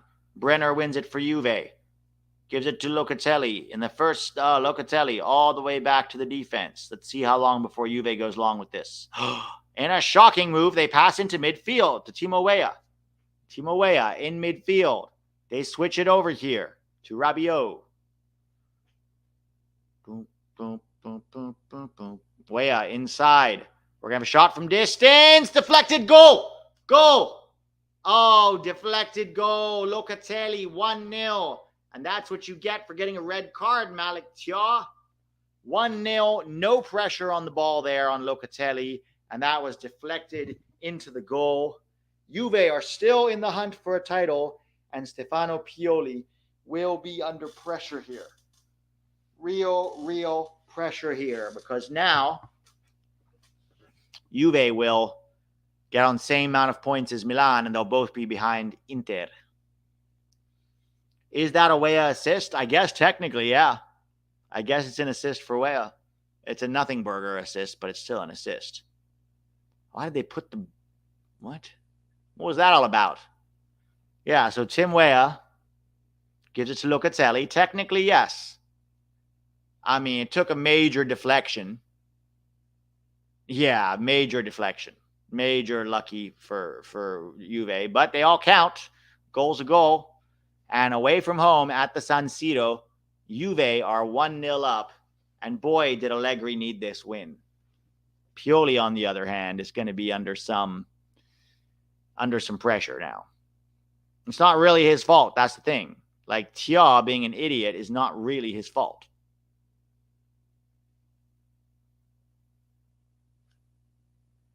Yeah, Weah assist, but I mean, come on. On the box score, it counts, but let's be honest. It's a sideways pass under no pressure.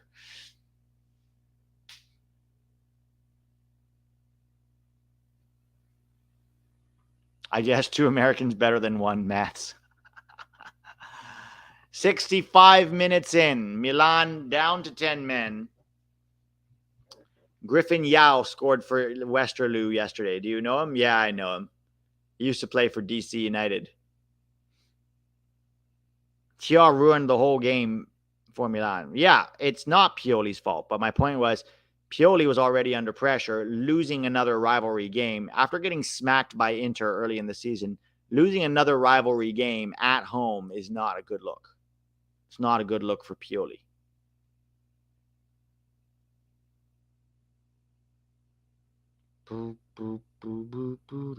I mean, it was shot straight at the defender. He was trying to block it, but instead it skimmed off his knee and sailed over the keeper.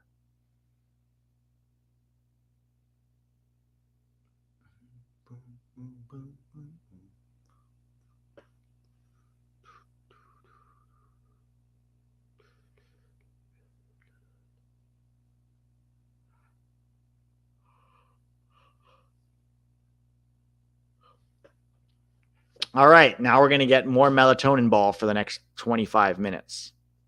May God have mercy on our souls.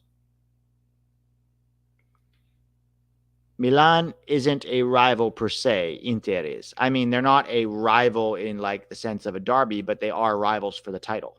They're fighting for the title. So yes, they are rivals. They're not traditionally rivals, but anybody who's competing for the title is definitely a rival. All right.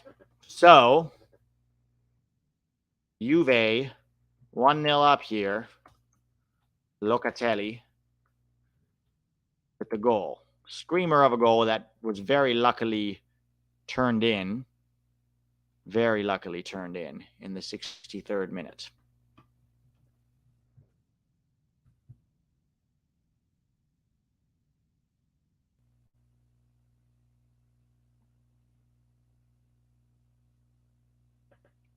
Oh, McKennie. What was that, McKennie? Trying to get the ball out of the stadium from the edge of the box. Bro, hit that on target. What are you doing? Come on, Wes. Here comes Milan. Leao. It's going to take a moment of magic from Leao to make this happen. To Moose. Come on, Moose. Do better there.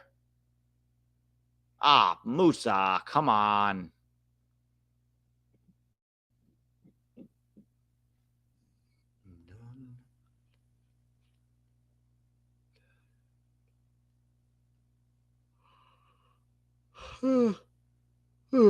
I caught McKennie's shot, landed in my house.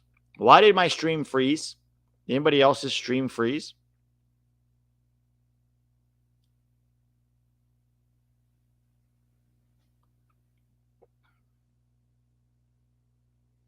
Florenzi gives it to Adley.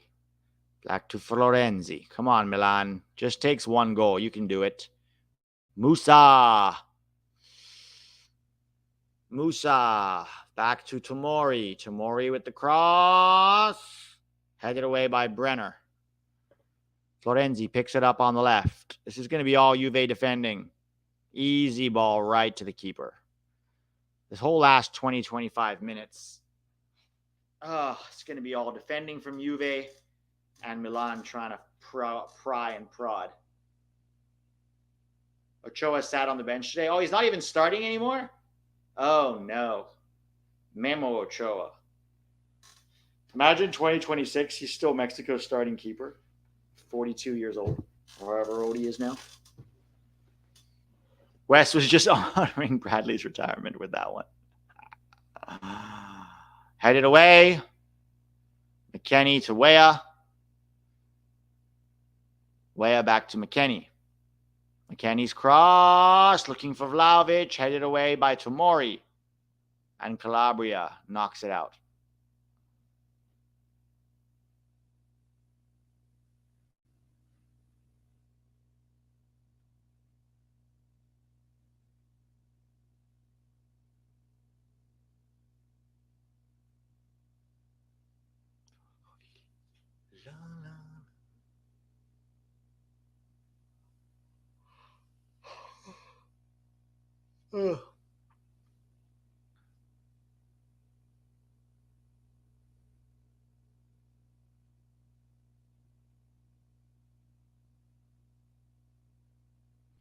This is dull, guys.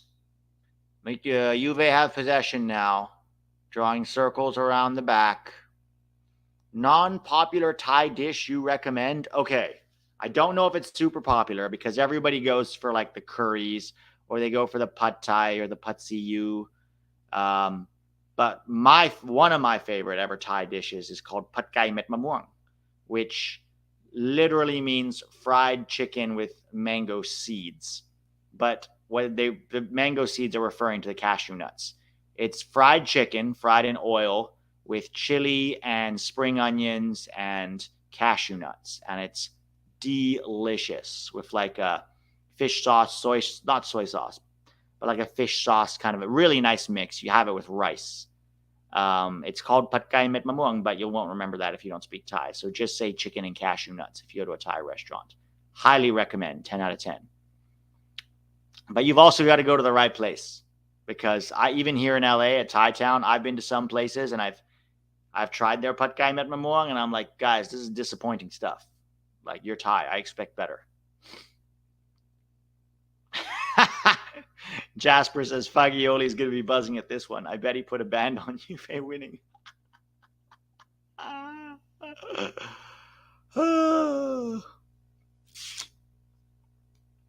It works. It works, Matt. It really does. Trust me on that. It works. The Thais know how to make unusual combinations work. Think about somtam, right? It's papaya salad. Like, you hear papaya salad. Raw papaya salad does not sound appetizing to anybody. But somtam is freaking delicious the way they make it. All right, Tamori in field. Reinders. Leao trying to flick it on, but Juve win it back. Ooh, Juve on the counter here. No, foul. Yellow card for Locatelli. Oh, man. Yellow for Locatelli.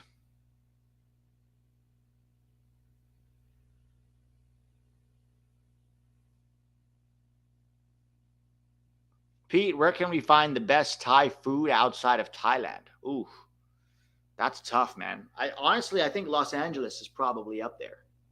Los Angeles has a Thai town with a lot of very good restaurants in it. There's a really good one in Hollywood that I go to a lot. But hard to say. Chicago did not have good Thai food, really. It was fine, but it was nothing special. Dallas, I found a really good Thai restaurant in Dallas that was really good. But I'd say probably Los Angeles, West Coast. Vietnam or Laos, I mean, they have their own cuisine over in Vietnam and Laos. But yeah, they're probably. Pete, how is the dating in Thailand for foreigners? So I never really dated Thais when I was there, mostly because I was a child. But supposed to be pretty good for foreigners. Supposed to be. They're very easygoing people. They're very easygoing by nature. Is Thai food the world's best cuisine? I think Ethiopian is super underrated and phenomenal. So I don't know if Thai food is the best in the world, but it's probably top 5, right? I mean, top 5 for sure. I think it's up there. For me, it's up there with Italian, Arabic, Thai, Mexican is up there for sure. Mexico, Thai, Italian, Arabic. Those are my probably top 4. I've had Ethiopian once. Honestly, I didn't like it very much. Some people are super into it. I'm not a huge fan. Have you ever had Peruvian food? No, but I want to. Japanese, that's probably a fair shout. Japanese food is probably up there too. Cuban food, I believe. Yeah. I mean, food is such a hard one, man, because almost every culture makes some kind of phenomenal food, right? So it's really hard to. Yeah, Indian. How did I forget Indian? Indian has to be up there too. Definitely has to be up there. Indian, Thai, Italian, Mexican. American food is mostly bastardized food from other countries. But American barbecue, man. American barbecue is hard to beat also. Even though we technically stole it from the Germans. But American barbecue, mwah. Unless you're British. To be fair, their fish and chips are pretty good. That's pretty much all they have going for them. But their fish and chips are pretty good.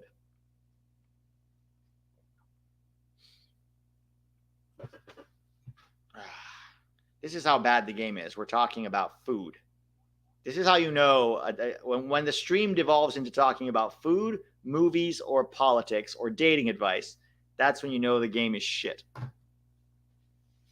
I don't know. I had a Sunday roast, Jacko, when I was in the UK last summer, and they gave me pig stomach, congealed pig stomach.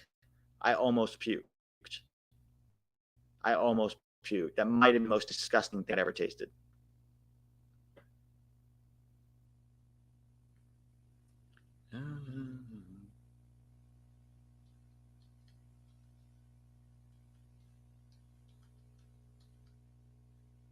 Hard to mess up fried food and salt. Not impressed, Britain.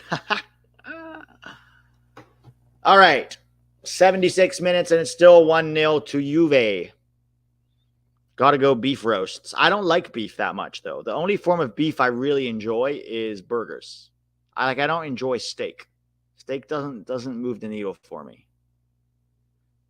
So beef doesn't really do it. You know what's really good is really good ribs. Oh, really good ribs is so like a really nice, well done pork ribs. Oh, so good. So good. But steak, I mean, it's fine. A good steak can be edible. I just don't enjoy it. Brits got fish and chips down to a science and imported some great kebab spots. Got to get an elk steak. That I would try. I hear elk is supposed to be delicious. I hear elk is good. I would try elk, 100%. I would try elk. Especially like elk on, grilled, like properly grilled with jalapenos. Just like semi-well done. Semi-well done. Kind of crispy on the outside. Tim Weah beats his man. Cross blocked. Oh, blocked again. Oh, Locatelli almost got a second one there. Cajun food is really good. Yes, I love Cajun food. You know what was really good? What I had in New Orleans was alligator. Alligator was pretty good. Alligator was pretty good. But yeah, generally I like Cajun food. It's got some spice to it. It's got some flavor. Your steak take is probably the worst take on your channel, Pete. I just don't get it. It's just not enough flavor for me. It just tastes like some chewy ass meat. It's not very well flavored. Like, how can you have a delicious Thai meal and then get a lump of meat just smacked on your plate and go cut it up and chomp it down, you cretin? I get why some people like it. It doesn't work for me. I know you're going to hate on me for this. That's okay. It's just my opinion. You clearly haven't had a good enough steak. No, I've had some good steaks. Like, objectively, they were at a very good steakhouse, highly recommended. So I went there. I was like, all right, we'll try it. And then I was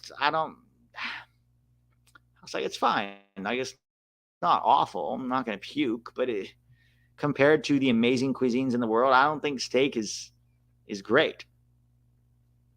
Alligator jerky is delicious. That I believe.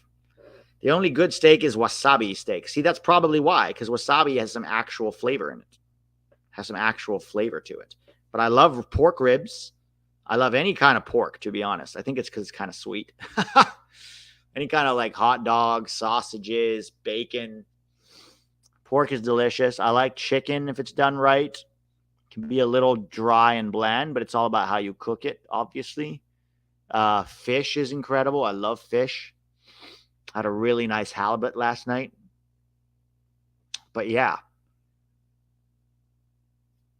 If you put steak sauce on steak, just get a burger you pee on. That's the thing. That's the kind of beef I like. A good burger.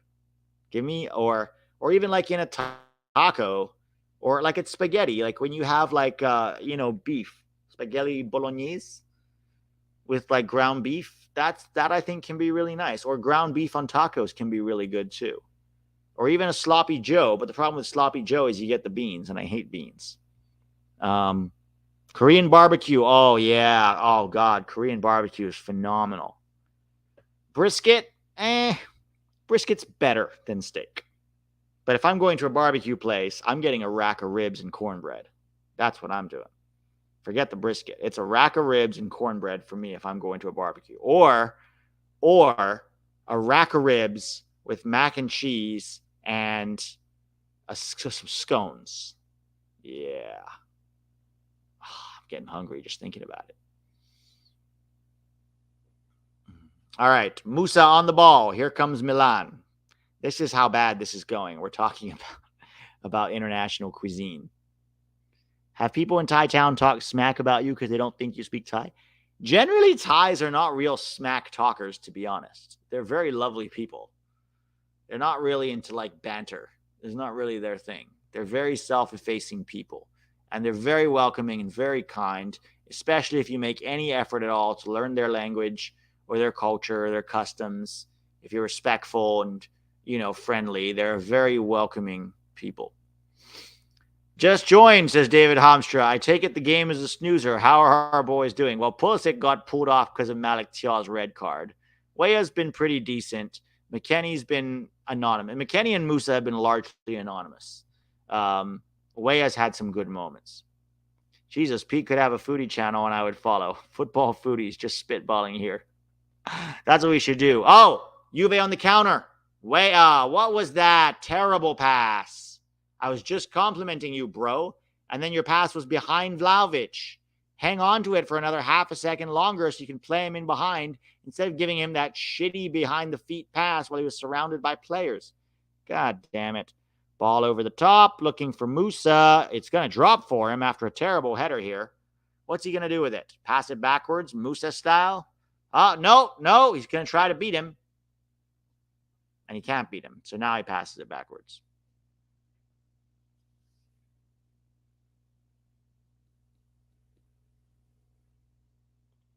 Adley.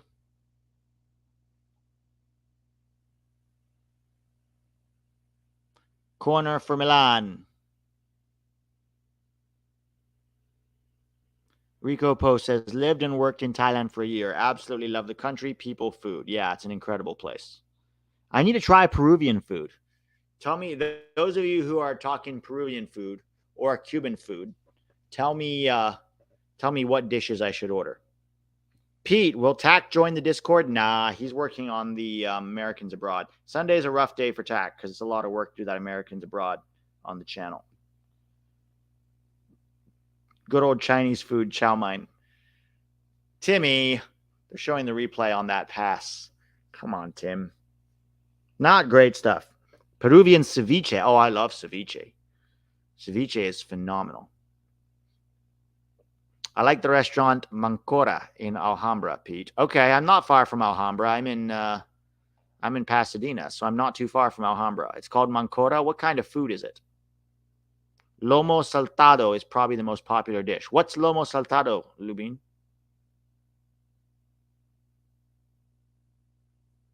Kilmig says, I would like to see a debate about who is better between the USA and Mexico. Bro, what are you saying? There's no debate.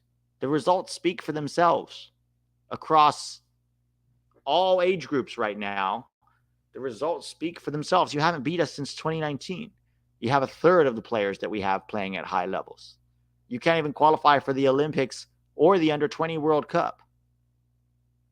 There's no question. What debate? The debate's going to be, when was the last time Mexico beat the U.S.? 2019. It's over. The debate is done after one question. It's not an interesting debate. An interesting debate might be who's better right now, Mexico or Canada, because you're both fighting for second spot in CONCACAF. There's an interesting debate. Okay? But this other debate, U.S. and Mexico, is not close. There's no debate yet. Come beat us 3-4 times in a row, and then there's a debate. But until then, no. 0, 2-0, 3-0. It's over. And honestly, that gap is going to keep getting bigger, so get ready for it. Lomo saltado ceviche. Okay, so what is lomo saltado then? What is it? What is lomo saltado? What kind of food? Like, I know it's Peruvian, but what food? What is it? Peruvian stir fry? Ooh, dang, that sounds good. Lomo saltado. What kind of meat? You do realize all those games won have never been on Mexico's soil. First of all, Quest, what happened when we went to Mexico's soil? We got a very good, credible draw.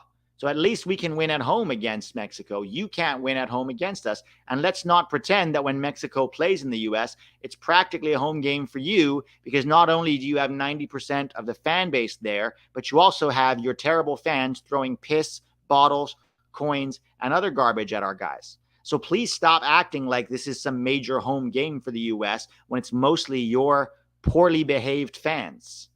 Okay? And yes, last time we went over to you in Mexico and we played, you couldn't win. We missed 3 good chances to put a sound thrashing on your Mexican hide. So stop with the debate. It's not close. It's over. It's like The Sopranos. It's over. Get over it.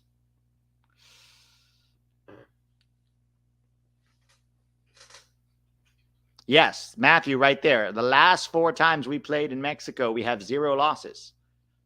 Exactly.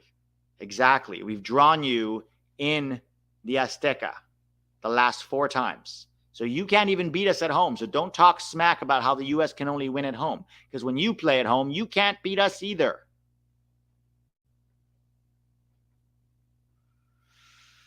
Whew. Guys are almost as bad as Canadian fans these days.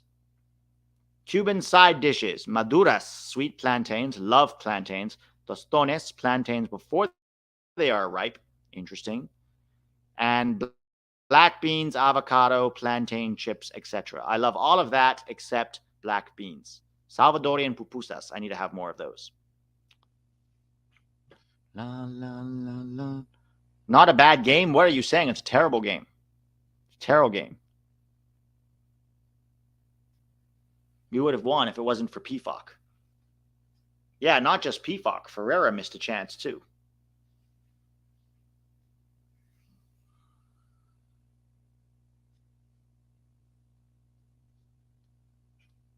McKennie with the long throw.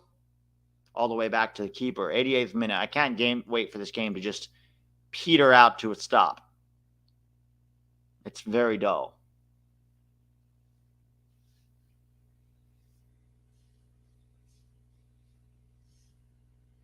Yeah, Pulli also missed a sitter that game. We had 3 good chances to score. PFOC, Pulli, and Ferreira all missed chances. All missed chances. And that's in the Azteca. Before that, it was 1-1 in 2017. Michael Bradley scored that banger. And then before that, it was 0-0 under Jurgen Klinsmann as well. So the last time Mexico beat us at home, you have to go back a decade or more than a decade. So I don't know what y'all shouting about with this home excuse.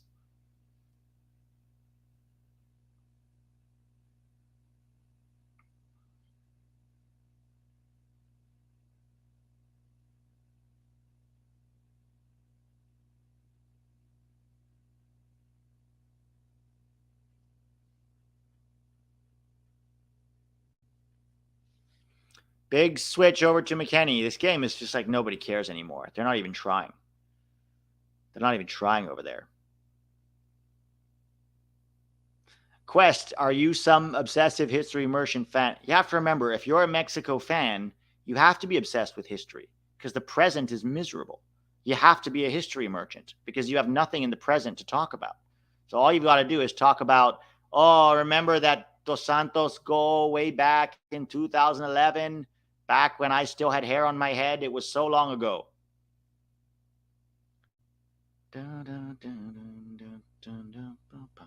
That's like literally all they can do. Venturing into Canadian territory with some of the absurd takes, Mexico fans, man.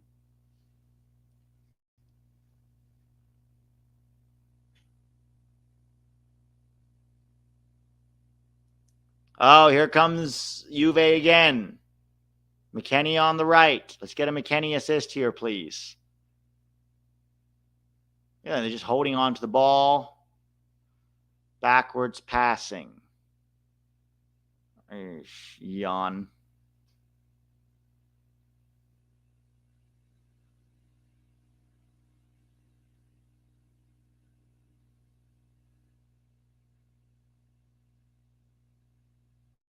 Isn't it like since 2000, the U.S. has won 90% of the games against Mexico?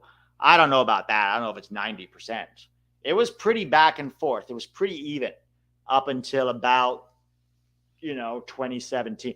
Remember, what Mexico fans also don't remember, they'd love to forget this, is that they needed Graham Zusi, the whitest suburban white boy that has ever existed on this planet, from Kansas City with a fucking man bun, to save their asses, to give them a World Cup because of his last-minute goal. Otherwise, Mexico doesn't go to the World Cup in 2014. And all the whining about no era penal with Arjen Robben would never have even happened if that hipster boy hadn't saved us against Guatemala and given Mexico a chance to go to the World Cup. Did they say thank you? No, they did not. Instead, they laughed at us and mocked us relentlessly when we missed the World Cup, which was difficult to hear. But guess what, Mexico? The tide has long since turned, and you're still living in the past because the past is all you've got. So enjoy it. You can tell your grandkids on your deathbeds that one time, way back when, we even made a World Cup second round, and we also beat the U.S. in the 2019 Gold Cup. Boy, those were the days when Hector Herrera was on the field, Andres Guardado, when Ochoa was in his prime, when Hector Moreno was still a good center back, when Raul Jimenez had something, when Chucky Lozano was still our great hope, when Tecatito Jesus Corona was something special. Way back when, we were great. But we haven't been great in a long time.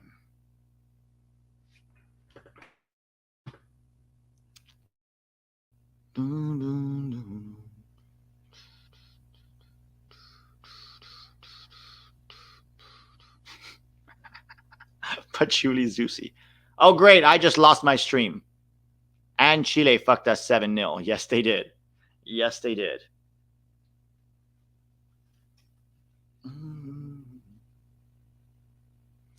USA cannot live. This is the first time you've been correct tonight. USA cannot live by beating Mexico. If USA wants to be great, it has to win titles. Wait a minute. We've won 3 out of the last 4 titles, Kielmig. If you're talking about international titles, then yes, I agree with you.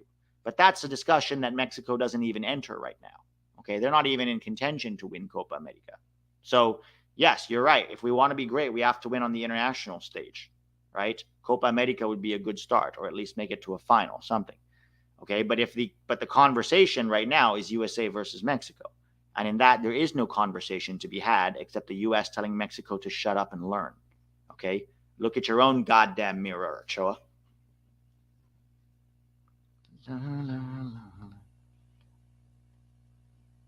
Mexico is good at marketing.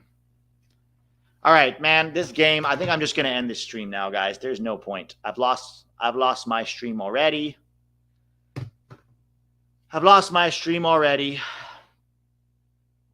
And I need to save my voice anyway. So 3 p.m., I'm going to do a weekend roundup / call-in show. Okay? So I'll see you guys there. Have a great one. This was dull snooze fest, not what we were hoping for, but shit happens. I'll see you guys at 3 p.m.